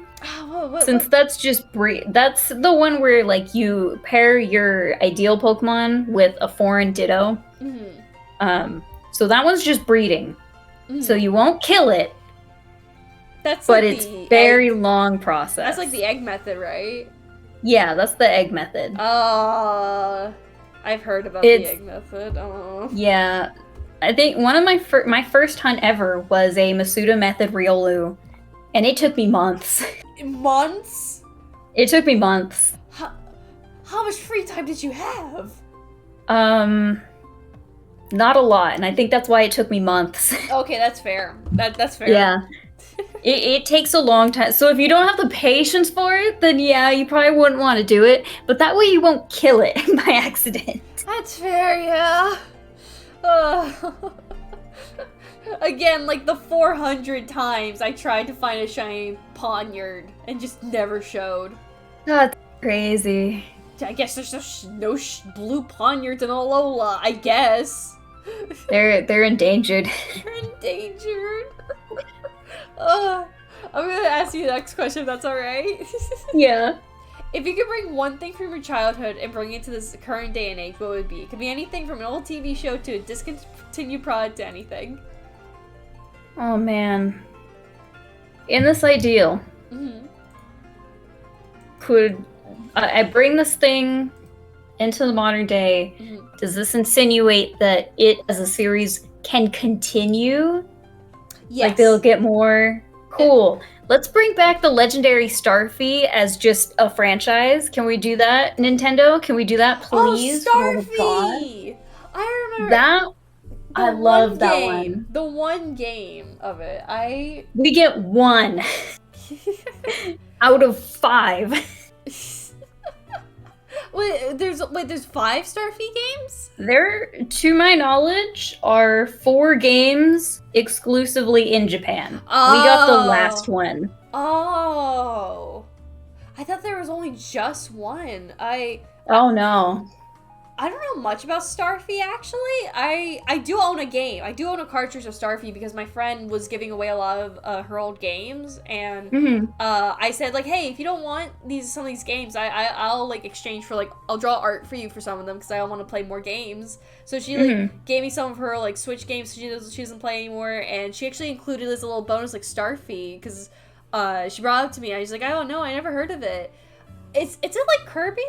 Is it like Kirby to some degree? The aesthetic has a very similar feel to Kirby. But it's because you play as a little starfish. You spend a lot of the game like underwater, but it's good underwater physics. Like you have better mobility underwater than you do on land. It's not like Mario, or it's no like bullshit. You move faster underwater than you do inland. Okay. And a lot of your like attacks, the attack system is like great because it's a very like his main attack is just a spin, and you'll upgrade it over the course of the game. But the thing with that spin attack is if you like spam it, you get dizzy and then you like are punished for it. So it's like you have to be very careful in how your attacking is. I recommend it so much. That was a game that I had as a kid that my cousin also had, and I didn't have like a lot of friends or cousins for a long time that also play games, but that was one that I could actually play with her because it had like a 2-player co-op on a couple of levels. But that one's so fun. The character designs are great. The characters are great. The cutscenes are like, well, not cutscenes, but like, the dialogue will show up on the bottom. Yeah. And it'll show little icons of the characters, and they're like puppets. Yeah. And it's so cute, and it's a great game. Oh, that sounds cute. Oh, again, I have the game, like the actual physical game. Yeah. That just sounds really fun. Oh, I love platformers. Like, I'm more of a sucker for like choose your own adventure RPG games. I love I love games where I can make myself choose my destiny and possibly have a lover. Like, yeah, I'm a sucker for those kind of games. But I also love platformers a lot. I just think they're so fun to like.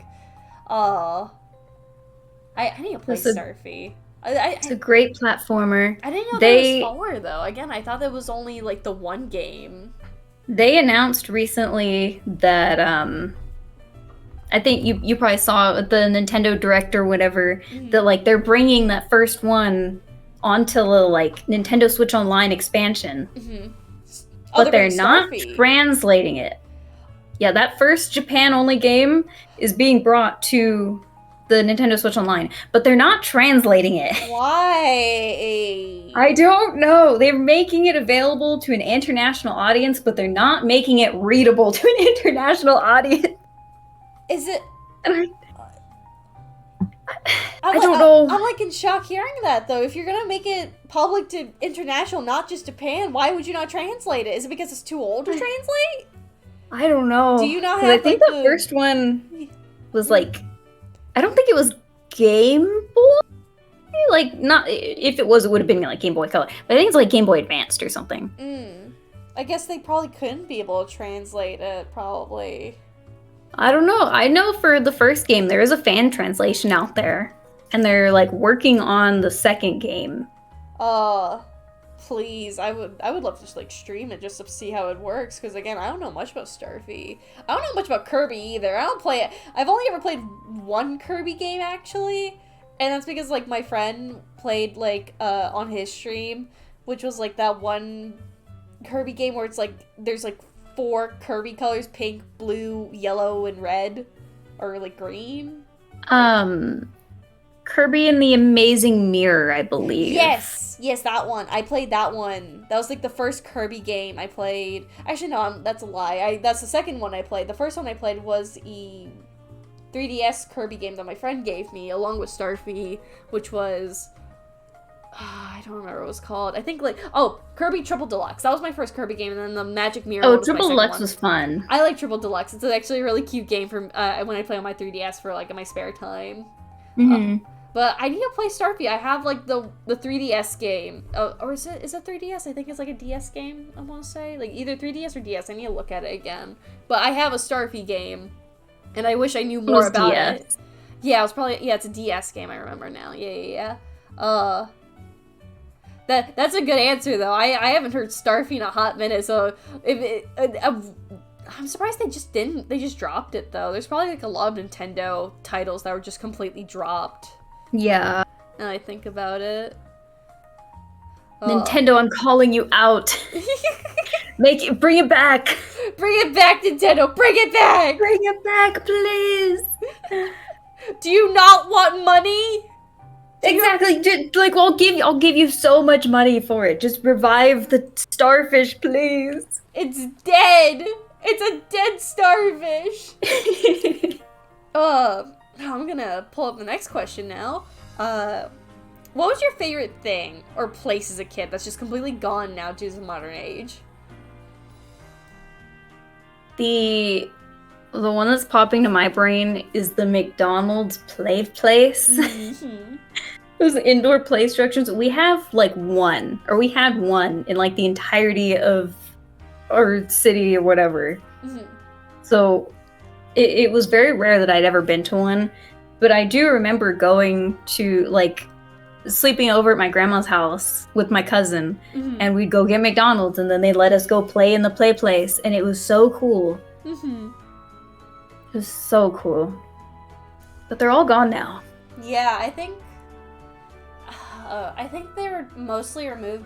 Like, I want to say the modernization of McDonald's really happened around COVID. Like, that's when it really started, like... Because, like, no one could leave. No one could go outside. No one could really experience, like, the... like, any of, like, the, like, outdoor equipment, one would say. Mm-hmm. So, like, there was no point of having it any longer if no one was going to use it, so they removed it. Which is kind of sad, because, like, you spent the money to put them in there, now you're just taking it out? Yeah. It makes me really sad. I'm sure they were, like, disgusting and very unsanitary. But when you're a kid, you don't care. Yeah, you don't care about that. Your immune system is, like... Your immune system's built off that, actually. Because, like, as, like, kids, we're filthy. We get our hands on everything. Like, you build your immune system. Exactly. Like, we eat glue, we eat dirt, we eat paper. We put our hands in our mouth and put them in places where they're not supposed to be. Mm-hmm. So, like, we, as children, like, they build their immune systems. And the few times that you get sick, it's like, 'tis but a scratch. Nowadays, like, being sheltered in our houses, especially after COVID, it's a lot easier for us to get sick because we're not exposing ourselves to, like, I guess, like, things. And anytime we do get exposed, it's very easy for us to get sick. I'm still so mad about COVID because it hindered us in so many ways. Mm-hmm. Like, it fucked us up, bro. I will say, I work retail, so I am exposed to a lot of germs all the time. Oh, God, that's like... Oh, God. There's so many coughing children all the time. Is the retail, like, specifically, like, clothes, or is it, like a big store? It's everything. It's an everything It's a big store. Oh, no. Yeah. Oh, God. Yeah, you're gonna have a lot of coughing children, then. Yeah. Oh, how do you do it? Like, mad respect. I don't. I did finally get COVID. Just a little bit before school started. Mm-hmm. Oh, like recently? Yeah. Oh no. Yeah, that was in like August, I think. Did you like lose a lot of your like sense of smell or taste? No, actually, that's what was interesting about it. I didn't lose. I thought I just had like the flu or something. And then I was like getting ready to go back to work on like a Sunday morning. And I'm just like, man, my body just still aches. I don't think I should go. And then we took a test and we're like, uh-oh. You got COVID? Yeah. Man. And I had it for the full 10 days. Oh, no! 7 of those I had scheduled off already as vacation. Oh, and no! I had to cancel all my plans. Oh, no! Oh, that's horrible! Oh, that's the worst. Yeah, it wasn't great. Oh, I'm so sorry. Oh my god. I hope one of these days your vacate, like, if I'm right, I don't know much about like job working, but like you get vacation days every year, basically, like refresh. Yeah. I hope that the next vacation days you get, you'll be much better used than that. Yeah. I'm so sorry. That sucks. Oh. Well, we're gonna move on to things that are a little bit more pleasure. I guess, depending on your taste of them, a little bit more pleasurable. Yeah. What are your thoughts on school lunches? Did you hate them or love them? Okay, so I went to 2 different elementary schools. Uh-huh. The first one was like the good neighborhood. Mm-hmm. Okay, not the good neighborhood, but like that's where a lot of the rich people lived. Yeah. So their school lunches were really good. Mm-hmm.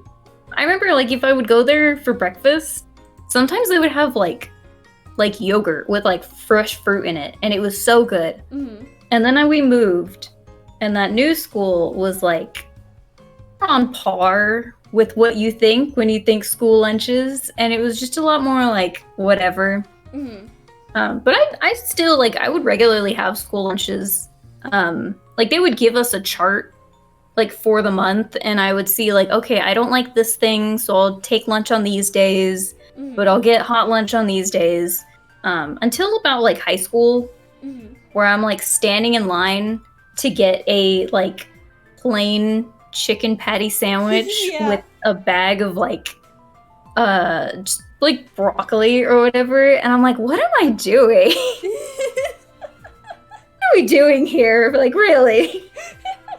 Was there any like school lunches that were like a personal favorite? Like any item specifically? I think there was like, I don't know. I like the chicken patties were not bad if you could put like condiments on them. Mm-hmm. Otherwise, like, I think they had like some good mac and cheese, stuff like that. Mm-hmm. I know they had a French bread cheese pizza thing that was horrific. Is it the Mac Sticks you're talking about? No. There was like an actual like, it was like a kind of like a little like half baguette, just loaded with cheese. Oh, it was really bad. Oh, is it like the boat pizzas? Maybe. They're like, they look like baguettes, but like they just were loaded with cheese, right? Yeah. Yeah, I don't think they're specifically boat pizzas, but I remember as a kid I would see 2 variations of that sort of like baguette upside down boat. I always hated the boat pizzas. They were like I guess like depending which school I went to, I always hated the boat pizzas because they always tasted like ass. Yeah. Because like the cheese wouldn't be fully cooked, and like it tastes cold and like icky. For ours, it would just be so like loaded with like cheese and grease. It would just be dripping, and I'm like, I can't put this in my body. I can't do it. Oh, that's gross. Oh my god. They did have some other pizzas that were like actual more pizza? Like pizza. Yeah. But it was like if you read the schedule wrong and then you showed up expecting the good pizza and then it was the bad one, you're like, well, I think I'll just starve today. Oh, I remember lunch lines I always felt so rushed being in a lunch line. Because, like, I felt like I couldn't take my time, so, like, I'd always have to be like, that, in that. I don't know if this was, like, at every school, but whenever you went to go, like, check out, like, you put in your, like, your PIN number to, like, check out your food, did, like, the cash register lady, or, like, I guess whoever worked the cash register, did they ever stop you before you could leave? It's like, you have to go get a fruit, or, like, a milk or something. Oh, yeah. Yeah, they would do that. Yeah, I remember my teacher would do, like, every time I would, like, go out, I would never get, like, a fruit or something, because I know I wouldn't eat it, and I know that'd be, like, a waste of money, and they're like, you gotta go get some. He's like, but I'm not gonna eat it, though. She's like, you gotta go get it, because it's part of, like, the food pyramid or whatever. Yeah. And it's like, but no one follows it, though! Like, who has a thing of milk with apple juice? And, like, an apple. I'm sorry, that doesn't make sense to me. I don't drink milk with my fruit. It sounds gross. I don't even like milk. The options would be, like, a whole apple, or, like, a bag of, like, hard broccoli. Yeah. And I'm like, who eats it like this? What are we doing? Like, name one kid who's gonna eat that willingly. Exactly.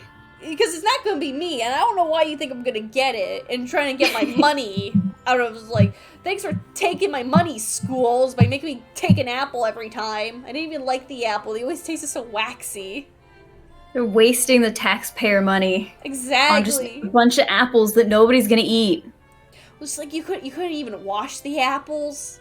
You couldn't wash them. You just pick it straight out and just put it in there, like.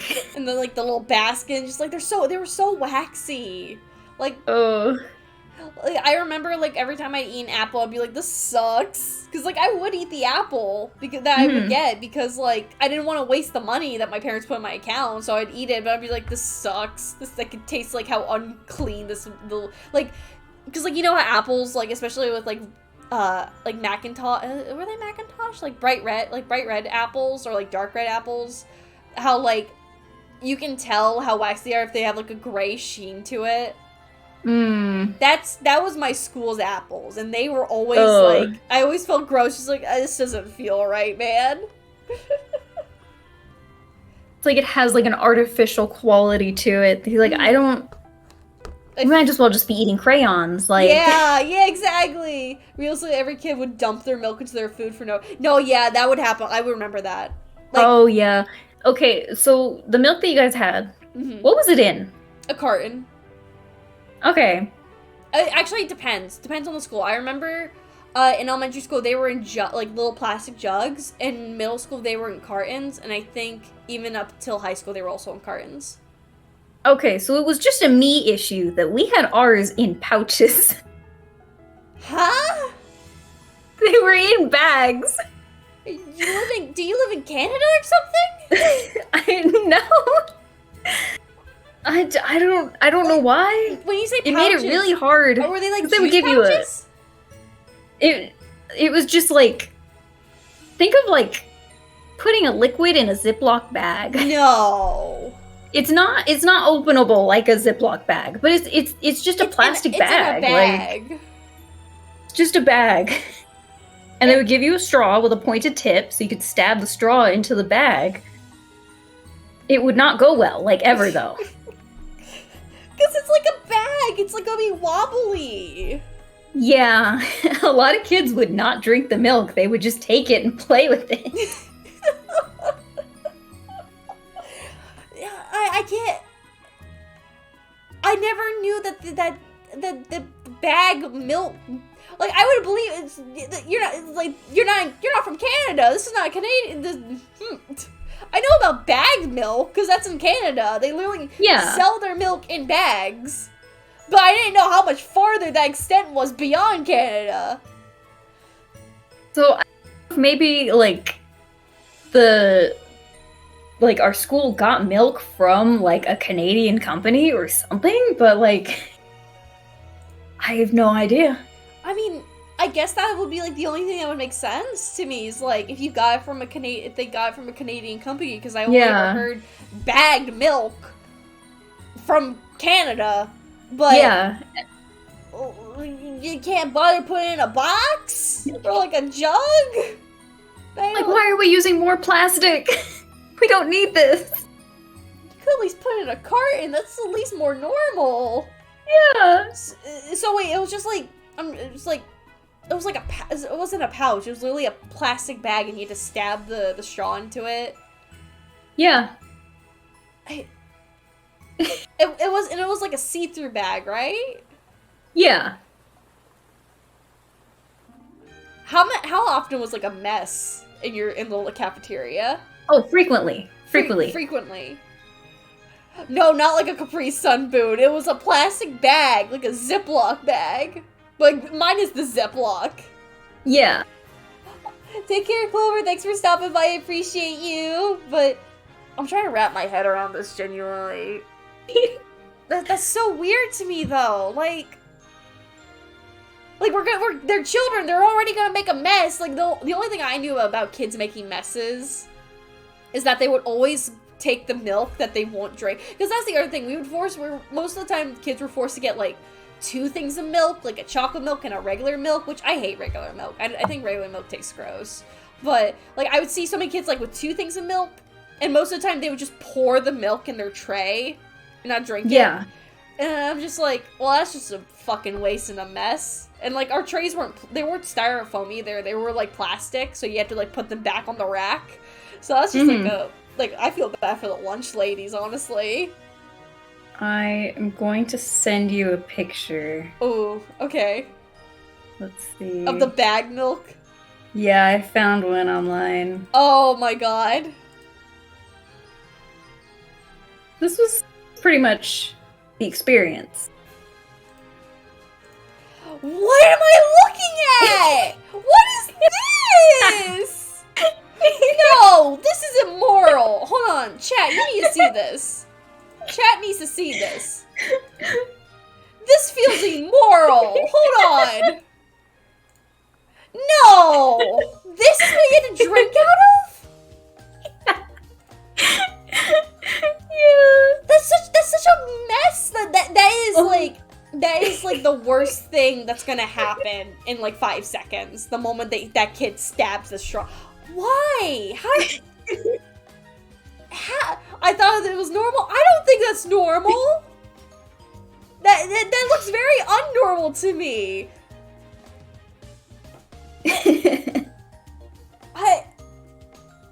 I'm just staring at this like there's so many things wrong about this picture. It's not a licensed milk either. I don't know what the ingredients. It's just a ours would have like a label on it. I think it was like the producer's brand. Mm-hmm.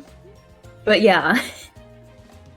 At least yours had like did it have like ingredients? Maybe. We're not sure. Because I'm just looking at this one, I'm just like, this looks like a hazard in every single way possible. Like, this should be labeled with, like, a warning label. This milk should be a warning. Yeah, why is it, the use of plastic and, like, it's so full. Like, it's so full. Yeah. The moment that you stab a straw in it, it's gonna like explode because plastic can't hold that kind of plastic can't hold its shape. Like, how are you supposed to drink out of it? Yeah. How often? So that's usually how you'd stab it, you get a couple sips, and then it just kind of leaks onto the rest of the food on your plate. Yeah, that's what I'm just imagining. Because like, unless you're like holding it by the corners. Right? Mm-hmm. Like, you're holding it by the corners and you stab it and you keep holding it from the corners. That's when you'll get, like, your full satisfaction. But, like, kids are gonna want to eat and mix, match, and eat whatever. They have to put it down, so it's gonna leak everywhere.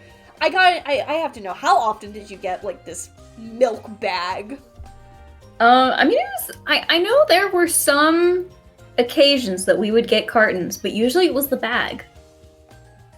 So if we had the option, I would take the chocolate milk, because I'm like, it tastes different and it tastes weird out of a bag. So if I'm gonna have it, at least it better be chocolate milk. I can't imagine, like, I want to meet who thought this was a good idea. Look, Canada could do whatever they want. Oni, if you're in chat still, I'm sorry, bag milk is weird, but everybody could do whatever they want with their bags of milk. Like, their full-grown bags of milk that's like a gallon. I have to draw a line somewhere with tiny little Ziploc bags of milk being given to children. Just the way you give it to children, and it's like so many kids would just take them. Like, they wouldn't drink them during lunch. They would just sneak them and, like, take them and play with them on the playground or, like, step on them out in the courtyard or whatever. Like, oh, but that's such a mess. That's such a waste. And yeah. I see no right in this wrong. There's no rights in this wrong. Yeah. Despite the many right angles I'm seeing in this bag right here. It's just a bag full of wrong and milk. This is wrong milk in a bag. This is... Yeah, Boone, thank you. I'm gonna need a hydrate after looking at it. Milk drink. Oh, good thinking. Yeah, hydrate with the milk.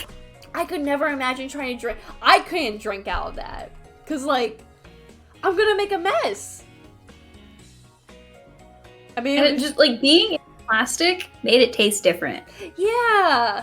Like, at least in carton, it was like, there's no, like, I don't know, plastic is, like, different because of the manufacturing. Cardboard is, like, you don't taste the cardboard because you're not eating the cardboard. With the plastic, it's like, dude, I'm gonna get this out of my face. Get this out of my face. I can't look at it anymore. I can't look at it anymore. This is hurting my head. Again, like, full-grown gallon of bagged milk is one thing I'll accept. This is something I can't. You're giving that to children. That's like, I better not hear any complaints from anyone who puts that in their school. I never seen that in my school, but whoever teachers think that's a good idea to put that in their school, I don't want to hear any complaints. It's like, oh, the students are making a mess and throwing bags of milk at everyone. You're just like, well, it was your fault you let this happen. You put the okay on bags of milk in your school. Why did you do that? I don't know. It's like that's literally like a replacement for water balloons for children. You're letting water balloons in there. Oh my god, I'm so sorry I went such a tirade on that. That just like hurts my head. It's really funny. So, like, I need to start reaching out to more people then and being like, okay, so let's get to the pressing question here. Did you experience bagged milk in your school? I need to know. There's one person in chat saying, like, they had bagged milk, which is Project Space. Also, hi, Eraser. I need like a survey. I need like a list of people who was hurt by bags of milk. Like, can they add that to the US Census? Did you have bagged milk at your school? I need to know what children were mentally scarred by plastic saran bags of milk. Hold on, I'm gonna quickly put this in my server. I need to go ask this in my Discord server real quickly. I would love to know who says yes. Hold on. Everyone who had plastic bagged milk for their school lunches. I'm like putting this in my server right now because I need to know. I just need to know. So good. There. We'll look at that a little bit later. Anyway, I'm gonna move on to the next question before I have an aneurysm. Okay. What was your favorite fast food restaurant as a kid, and does it still hold up to your tastes? I feel like McDonald's was like kind of the magic one because it was like so rare that you'd get it, and then you get the toy with it with the Happy Meal. Does it still hold up to my taste? No. It's not good. There has never been a time in my life where I have ordered a chicken sandwich and they gave me the correct chicken sandwich. And I don't know why. And I remember trying the chicken nuggets again. Like, this was years ago, and I'm just like, these are bad. These are really gross. No, yeah, I agree. McDonald's, like, I think Happy Meals were, like, different for me, because I used to love McDonald's as a kid. And now, like, nowadays, like, the last time I had Big Mac, I think I felt, like, really sick. I was just like, man, this shit is so ass. Also, I'm here because of bag milk. I see that, I'm like, man. I'm showing my This is how you rake in the views. You start talking about bag milk. There are people in my chat talking about bag milk now.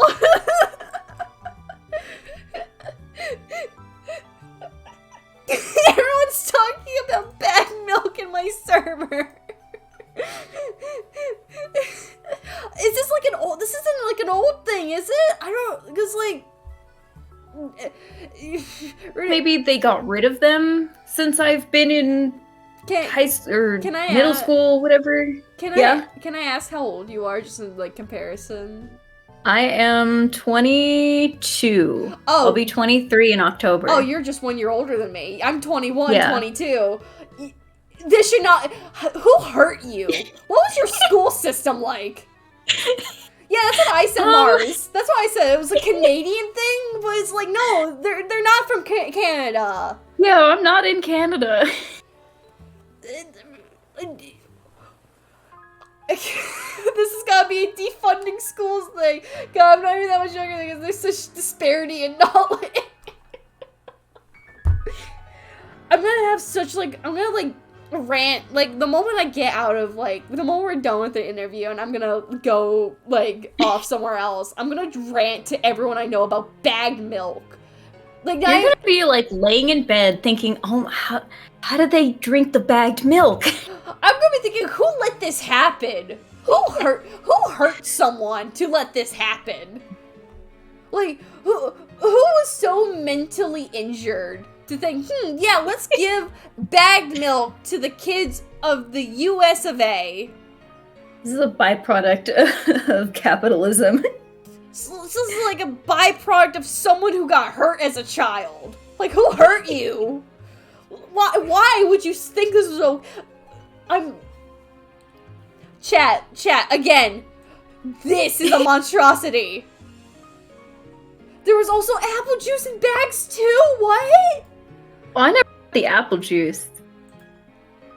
Why are you all just putting shit in bags? Are people allergic to cartons? Maybe. Oh my god. I feel like just like, I don't wear glasses, but if I did, I would like take them off to rub my eyes right now, like how I am. Cause like, dude, what state was this in? The cursed bag milk? I don't know. I won't say what state I'm in, but no, you don't have to. Yeah, but like, I'm guessing it varies. I don't know. I don't know if other schools had bagged milk or if it was just a my school thing. I don't know if maybe it's my school was just underfunded. Like in my country, milk in bags are common, but as mass-produced packaging. But you don't drink out a transparent bag and you drink it with a straw. I just feel like milk should not be in bags. Yeah. Milk should not be in bags, alright? Especially not those ones. Milk should not be in bags. And now I love how much this is derailed to just bagged milk. It's so funny. Oh, this happens a lot. Like, this happens so much. Sometimes, like, I don't know, like, sometimes we'll talk about something during my interviews and it'll completely derail off topic to something else. This is why some of my streams are, like, 4 hours long with these interviews. But no, I get so hooked on one thing. That's how this interview is. Just like, Renee, you can't just come in here and tell me about bagged milk like it's nothing. Like, you think I'm not gonna, like, look at that and be like, yeah, that's a normal thing. What's that thing about the if you have a frog in the boiling water, it's not gonna know that it's boiling. It doesn't think there's anything weird about the situation. I am not that frog in this situation. You cannot trick me to be that frog. You have been dropped in the boiling water and you do not understand what's going on. I'm screaming at you. She's like, why are you putting me in boiling water? Why is the milk in bags? Because, again, like, there's no going about drinking this right unless you hold the corners like a Capri Sun. And, like, little daintily drink it out. But, like, again, kids are going to want to mix and match. This is a problem. Like, this is a national problem. Why aren't we talking about this? Oh my god. And here I thought there was, like, other serious things. This needs to be a serious thing talked about. Oh my god. Forget my tax dollars. If that's what it's going to, then I'm gonna... If my tax dollars are going to that, then I'm gonna have a lot of issues. I refuse to support bagged milk. I'm just gonna stop paying taxes. How is it two of my mods say yes if they had bagged milk? What the fuck? two of my Twitch and Discord mods said that they drink out bag... Who hurt my mods? Oh my god. Alright, we're going to the next question before I lose my brain further from bagged milk. Okay. What was your broccoli? Like, the food you absolutely despise that's not bagged milk. And do you still hate it to this day, or have you grown? We hate ground beef. Really? Ground beef sucks. Really? Ground beef? Yeah. I've never been that much of a red meat person. I think when I was younger, I could eat, like, burgers and stuff. But as I've gotten older, I've actually hated ground beef more and more. Real? Is it just specifically ground beef? Or like... Yeah, it's a textural thing with just it being ground up. But then also, like, a lot of times, like, this doesn't taste that great. And, like, ground beef will have, like, chunks of, like, fat or bone in it if it's, like, not right. It's just not good. Okay. No, I get that. I'm like that with pork chops specifically. I really hate pork chops. I think they're really gross. Those are also bad. Yeah, like I'm fine with like some pork things like sausages, bacon, like that's different. But like pork chops, like seared pork, I don't know. That's just really gross to me. I always hated the taste. Like, no, yeah, I get that. Like that specific kind of meat is just kind of gross. So. How old were you when you like didn't like it? Like when you really... It's just kind of been like a forever thing. Like I would put up with it when I was a little kid, but then just over the years, like as more time went on and I kept having it more and more, I'm like, this is just not good. This shit is so basically. Yeah. So you wouldn't have like ground beef and like spaghetti basically? I still put up with it just because I live with people that also eat it, but like... If you had the choice. The last time that we had spaghetti, my dad was like, okay, I'll do meatballs instead of putting the ground beef in it. And I'm like, this is great. This is awesome. Good. I don't have to deal with it. Good. Again, it's like a texture thing. I get that. Yeah. No, yeah, that's Last week we did like turkey burgers or whatever, and I wasn't there that day. I think I had school that night. But then I made it for leftovers, but I'm like, I don't want to have a patty, so I just cooked up some tofu as like a burger, and that was pretty good. I would recommend that. I season it heavily first because otherwise there's nothing to it, but... I've never actually really had tofu before. Like, what is tofu actually? It really has like no taste to it all that much. Like it tastes like whatever you put it in. So like I cut up a little bit just to save on the side to put in like a burger, and I just loaded up with like a bunch of like sauces. Like I put like avocado, mustard mayo, a little bit of was it Thousand Island dressing? Yeah. That's a lot of islands. Yeah. There's too many islands. And then the rest I diced up, and if you like marinate it in like soy sauce or something, or the teriyaki sauce, and then I'll air fry it. So it's like little like tofu bites, and you just put it with some rice. It's so good. Okay. I think I've seen tofu when I was like a kid because like the only memory I have of tofu is the like one sleepover I had at like some girl's house. She wasn't a friend. It was just some girl's house for her birthday. And she ordered her mom ordered Chinese food, and I remember just seeing a plate of tofu, and I'm just like, that's weird. It was just a white cube. Yeah. Okay, well, the opposite of broccoli food. What's your comfort food? What was your comfort food as a kid, and does that food still bring comfort to you, or otherwise? I would be at my grandma's house a lot, like, because when I was younger, my dad, for a long time, was, like, worked from home. So I would be in, like, preschool or kindergarten, and those would just be, like, half days or whatever. So then when we were done around, like, noon, he would come pick me up and then drop me off at my grandma's house. And then during summers and stuff, we would go to my grandma's house. So she would make... The go-to was just a simple little, like, ham sandwich, with like the deli meat ham or whatever, just like white bread and tomato and like big old chunk of lettuce. It just is that's just like something I look back on fondly, though. I'm like, it's not even like a big huge fancy sandwich, but it has that love to it, and it's so good. No, that's good. That's good.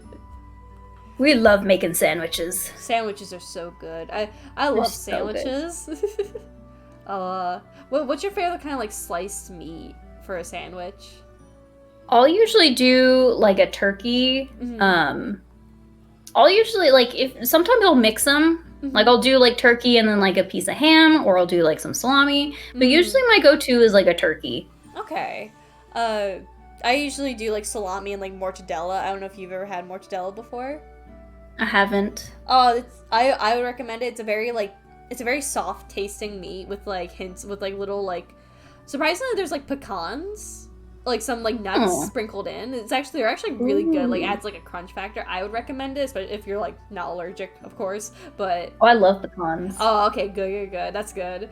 I love pecans too. I specifically love like white chocolate chip pecan cookies. I love those kind of cookies. But no, I would recommend mortadella because that's usually what I make my sandwiches with like that kind of cold cut with like salami. That was like the sandwiches I had for like the longest time. And I was like when I had to bring lunch to school as well. Oh God, we're not talking about school lunches. No. So let's move on from food. Let's talk about personal questions before I lose my mind. All right. So before we loop back, it's the bagged milk. I can't. Oh God, I can't look at milk the same. So, do you think nostalgia or having nostalgia is a weakness or empowering as we grow up? I think just like anything, it's about balance. Like, nostalgia can be very comforting, or it can even like kind of help you or inspire you in a way. Like if you're feeling stuck with what you're currently working on, maybe look at some other things to draw inspiration from like your past or stuff that used to like be really interesting to you.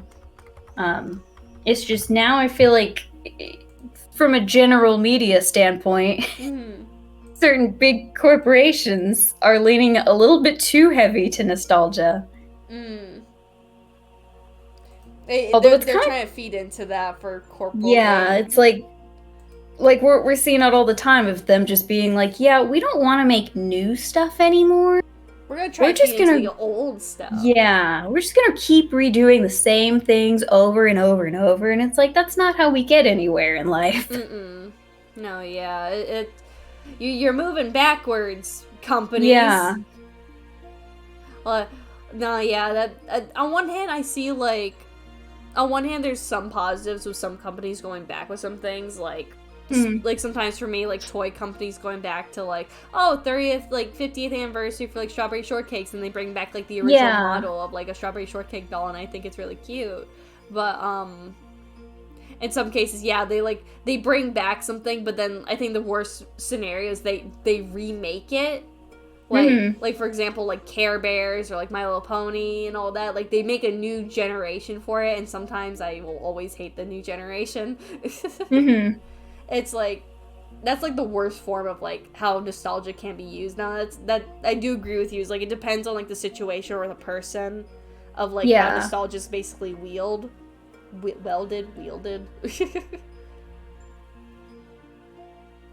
No, but hey man, you got me thinking about like corporal stuff, and now the bags of milk. Get out of my head! I'm looking at like the bag of milk. Just get out of my head.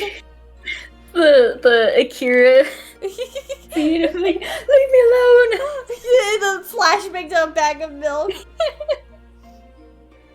Oh yeah, the Garbage Pail Kids was a class that came back and still. I was never a fan of the Garbage Pail Kids. Do you know what those are, Renee?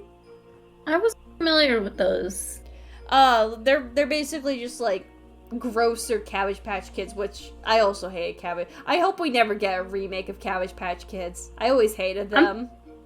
I'm surprised that hasn't come back, actually. Actually, no, yeah, that is true. Like, we have, that is very surprising because they were really popular, but I think they had one too many recalls with certain products that's probably, like, unable to return, basically, or, like, brand name stuff, probably. Yeah. But, no, I'm surprised we haven't gotten Cabbage Patch Kids back since that was such a relic. We have Furbies, we got Tamagotchis, we got, like, we got almost everything back except for, like, a certain, like, few things here and there. That's like a mystery, but oh, okay. I'm gonna hear the next question.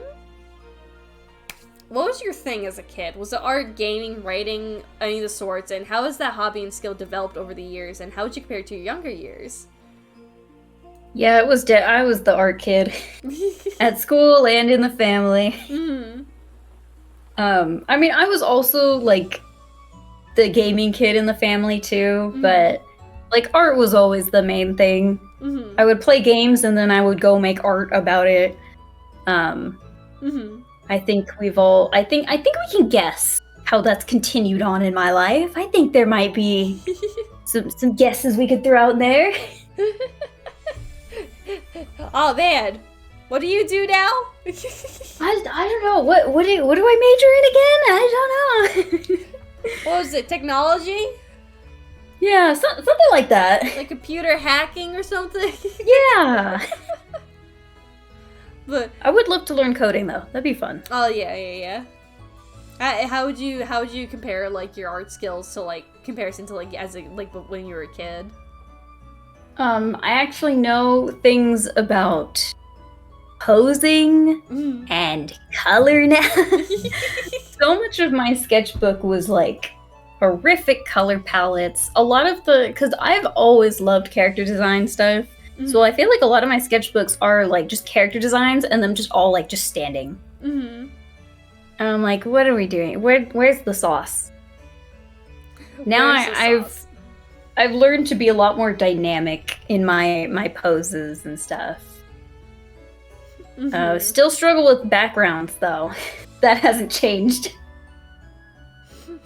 No, I hate backgrounds. I want to get better at them is the thing. Backgrounds are hell. Yeah, Boone gets it. Yeah, backgrounds suck. I want to get better at them. Like, people who can draw backgrounds are fucking magical. No, yeah, but... No, that's sweet. Would you ever be able to look at your old art? Like, nowadays? I have a whole, like, big container of just all my old stuff. Because my mom hates when I throw that stuff away, so I just save all of it. I mean, some of it goes back to, like, you know, a little chicken scratch as a kid. But then there are actually some that, like, I was cleaning stuff out a while ago, and there were some sketchbooks from, like, high school. I'm like, okay, these kind of cooked. They're not that bad, actually. Or, like, they had some character designs that I liked. Or it would be good to, like, if I wanted to kind of show off, like, here's how this character developed, and, like, here's how they started when I was in high school versus how they are now. So I cooked a little bit eventually. Have you ever, like, redraw some of your old art? Like, have you ever taken, like, a drawing and you're just like, I'm gonna redraw this, but, like, in my current art style? I have here and there. Not anything recently. But I think a lot of it is just like updating character designs over and over and over. Like I've had stuff that I've been working on since like middle school, that just recently got like a huge like change in like the story and the characters and everything.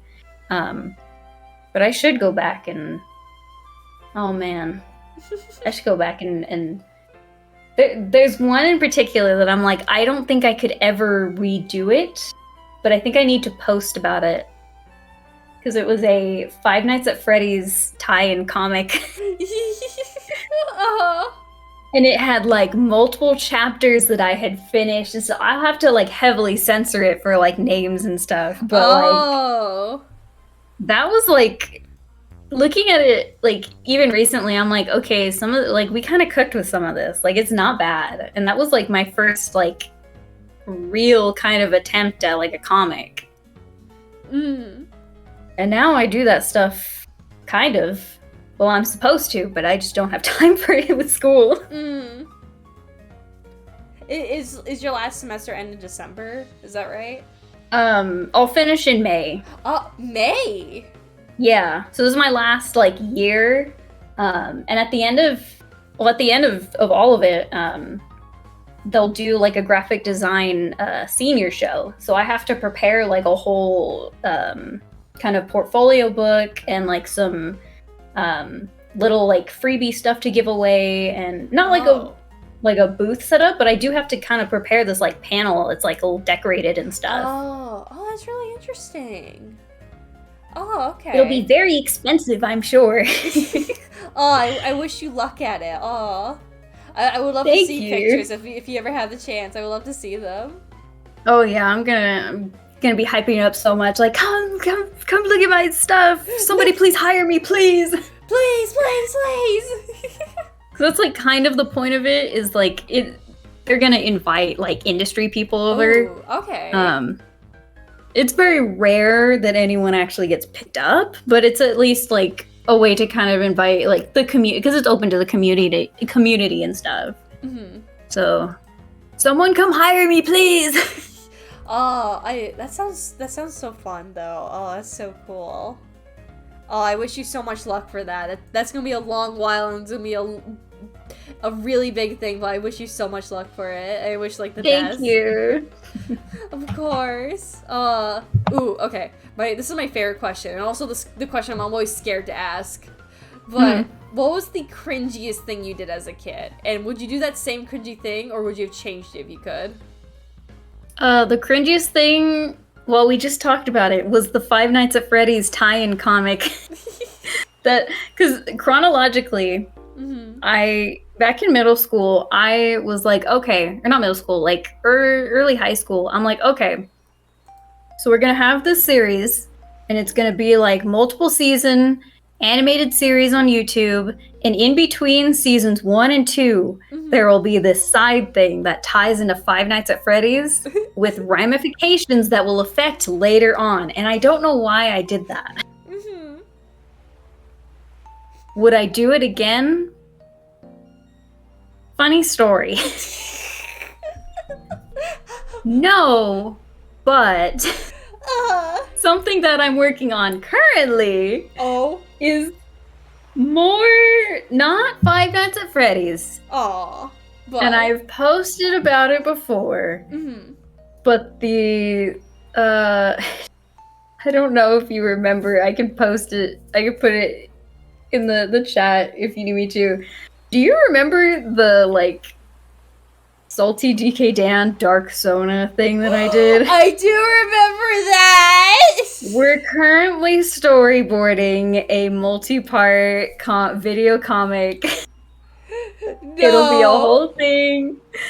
I've boarded about definitely 150 frames at this point. So I'm I've dragged my feet on it for a long time, just because I'm like trying to be very careful with it. I'm like, I need to be able to post this and not look like I'm deranged. But I also need it to be faithful too, because I want it to kind of emulate that, like, you know, early era of that lovely era of YouTube that I am nostalgic for, where everybody had a dark Sona and ridiculous amounts of channel lore and like Darkiplier, and I love that. I yearn for those days. So I'm trying to do that. Oh my god. And this is aside from the channel lore that I'm trying to do for my own stuff. So it's so I'm doing it again. I'm so happy for you. I'm so proud of you that you're doing it. That's not. It's very fun. Oh, that makes me so happy. Oh my god.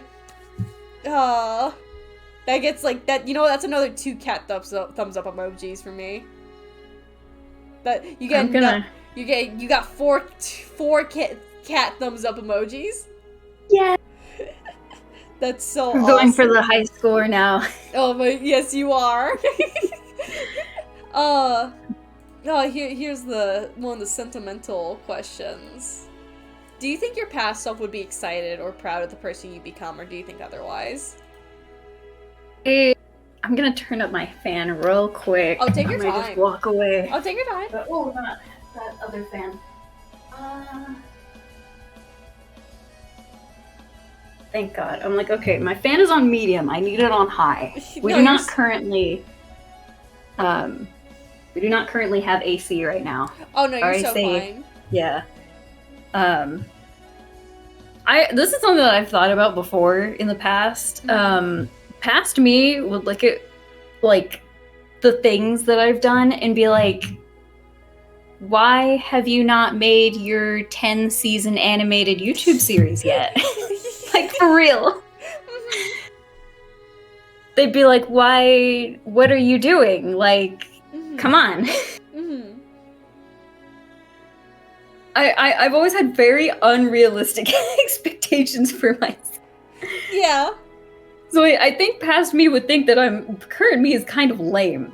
I think they would think that it's cool that I finally started that YouTube channel and stuff. But they would be like, why is there like 3 videos on here? What are you doing? Where's our millions of subscribers? Exactly. I'm like, what? Like, you gotta be realistic here. They'd be like, no. No, where's I want my millions of subscribers. Yeah. They're like, where is your collaborations with Markiplier and Gerard the Completionist? And, you know, like, why have you not been on Guest Grumps yet? Like, okay. The expectations were high for younger you, huh? Those were my priorities back then. Yeah. But it's fine. It's fine. I mean, my writing's improved since then, so that's good. That's my excuse. Do you feel like that? I guess with that idea in mind, with like if your younger self would kind of be like, where's our collaboration? Where's our trillions of subscribers? Why haven't you done X, Y, or Z? Does that kind of like? Hopefully this just doesn't sound like demeaning or anything. This is more or less like curiosity. Does it like kind of like make you feel bad? Like, does it feel like a weight on your shoulder, basically? Oh, all the time, for real. Like I've had things this summer. I've like trying to pick away at a lot of bigger stuff. It's just I have a lot of different projects that I want to do, and they always end up taking way longer. Like, I have something that I've been working on since 2021, that, like, it's in the editing phase. Like, I'm so close to it being done. It's just I don't like the editing process. That's and my style has changed very much to the point where I'm like, I look at, like, the audio recordings that I did and the drawings that I did for these different frames, and I'm like, this isn't me anymore. I don't like how this came out. And I don't want to work on it anymore. But it's the first part of like a 7-part thing. And I know that once I get to those later parts, it's going to be really, really good. I just have to get through this dumpster fire first. So I've been trying to be more kind to myself about that kind of stuff. And like, kind of being like, okay, like, yeah, you didn't finish this in the like in the time summer that you thought you were going to. Yeah. But it's like, okay, but the expectations that I originally had were unrealistic. Mm-hmm. Like, I'm doing a whole animatic entirely by myself that will probably be a good, like, 15 to 30 minutes long. Mm-hmm. So choose kindness, everybody, to yourself specifically. Mm-hmm. No, because I was of a similar mindset because I'm someone who juggles a lot of projects for myself, and I had to learn this kind of like the hard way for myself that the final product does not matter. What matters most importantly is the progress that you make along the way. And if you rush that whole stage of progress just to get to that final product, you're going to be miserable about your project. Yeah. And again, I had to learn that the hard way as someone who hosted a lot of projects and had to even throw away a lot of ideas just to make up new ones. I have one project that I am still in the works of working on because I made the first episode 4 years ago, but I removed it from my YouTube channel because I hated the end product because I had rushed that episode so far because I want progress on the series I want to work on. But when I couldn't stand watching the episode because I hated it so much because I rushed it and all that. And I feel like this is like important for anyone who makes anything. Like again, I had like, high expectations for myself as a kid. Like, oh, I'm gonna.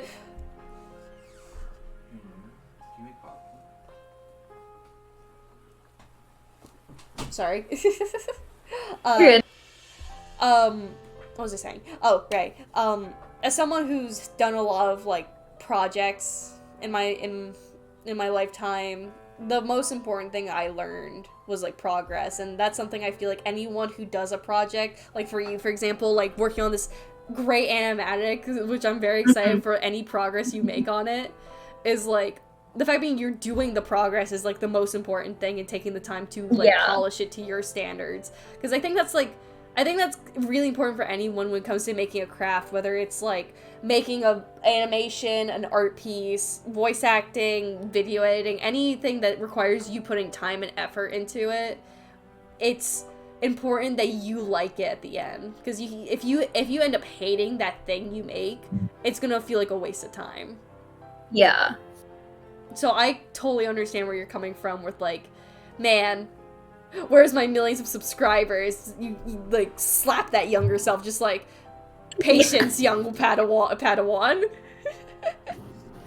And I'll add as like a general message to again, other people that create things, because I do a lot of big ambitious projects. I have a lot of like big overarching stories, but also some of the like best things or best things for you that you can make is like goofy one-offs that were like experimenting with something. Like the whole like video comic format that I do now and that I like doing now is something that like I did. I think the first one I ever did was that video comic with like the chef, where they like murder the like Suicune or whatever, the Suicune dinosaur. That was like the first video comic I did. It was just goofy because I'm like, oh, I don't want to just do it like a comic. I want it to have like timing and stuff to it. And then I'm like, oh, I like this. So I kept doing it. So I did a video comic for one of the finals for one of my classes. It was not a good idea because we only had like a couple weeks. But it like just that goofy little experience, that goofy little project was an experiment that kind of taught me things and got me to try new things and kind of further that. So some of the best projects that you do are not these big, huge things, but small things that push you to do something new. Very fun. That gets a cat thumbs up emoji for me with that. But to go in hand with that question I asked earlier, this is like an in-hand question. If you could go back in time, what would you tell your past self?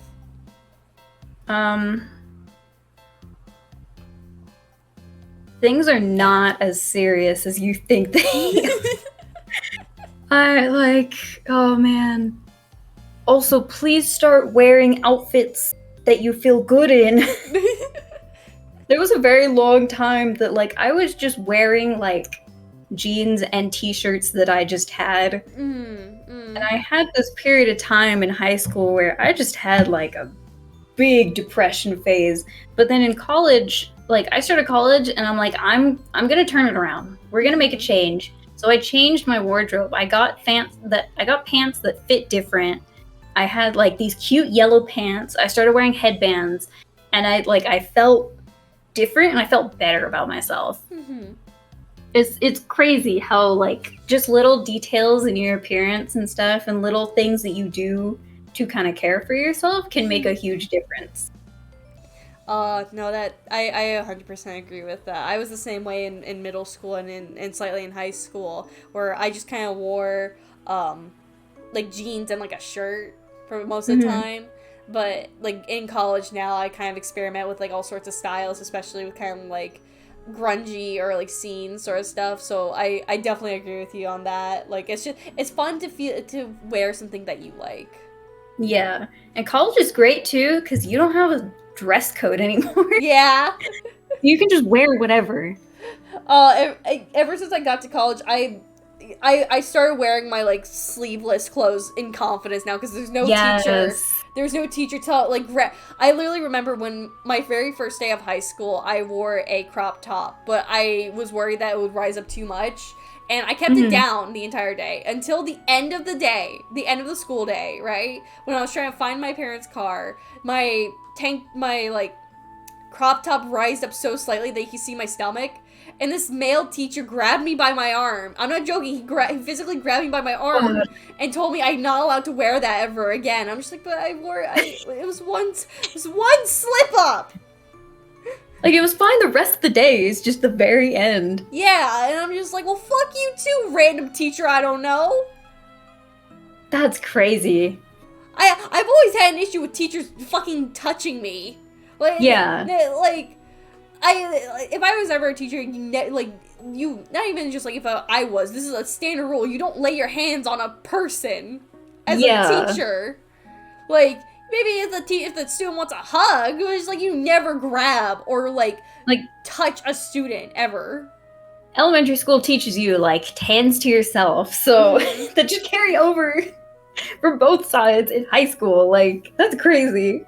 No, yeah, I don't remember that teacher because I think he was just like a staff teacher. I don't even think it was a teacher. I think it was just a staff guy.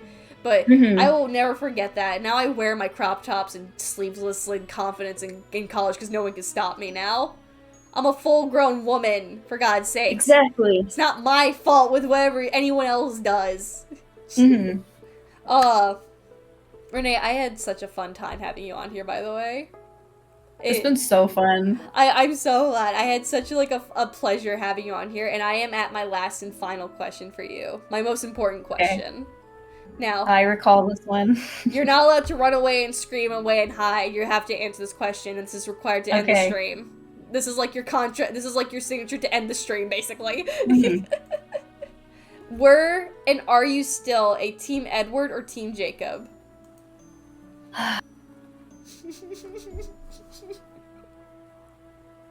So, if my memory serves correct,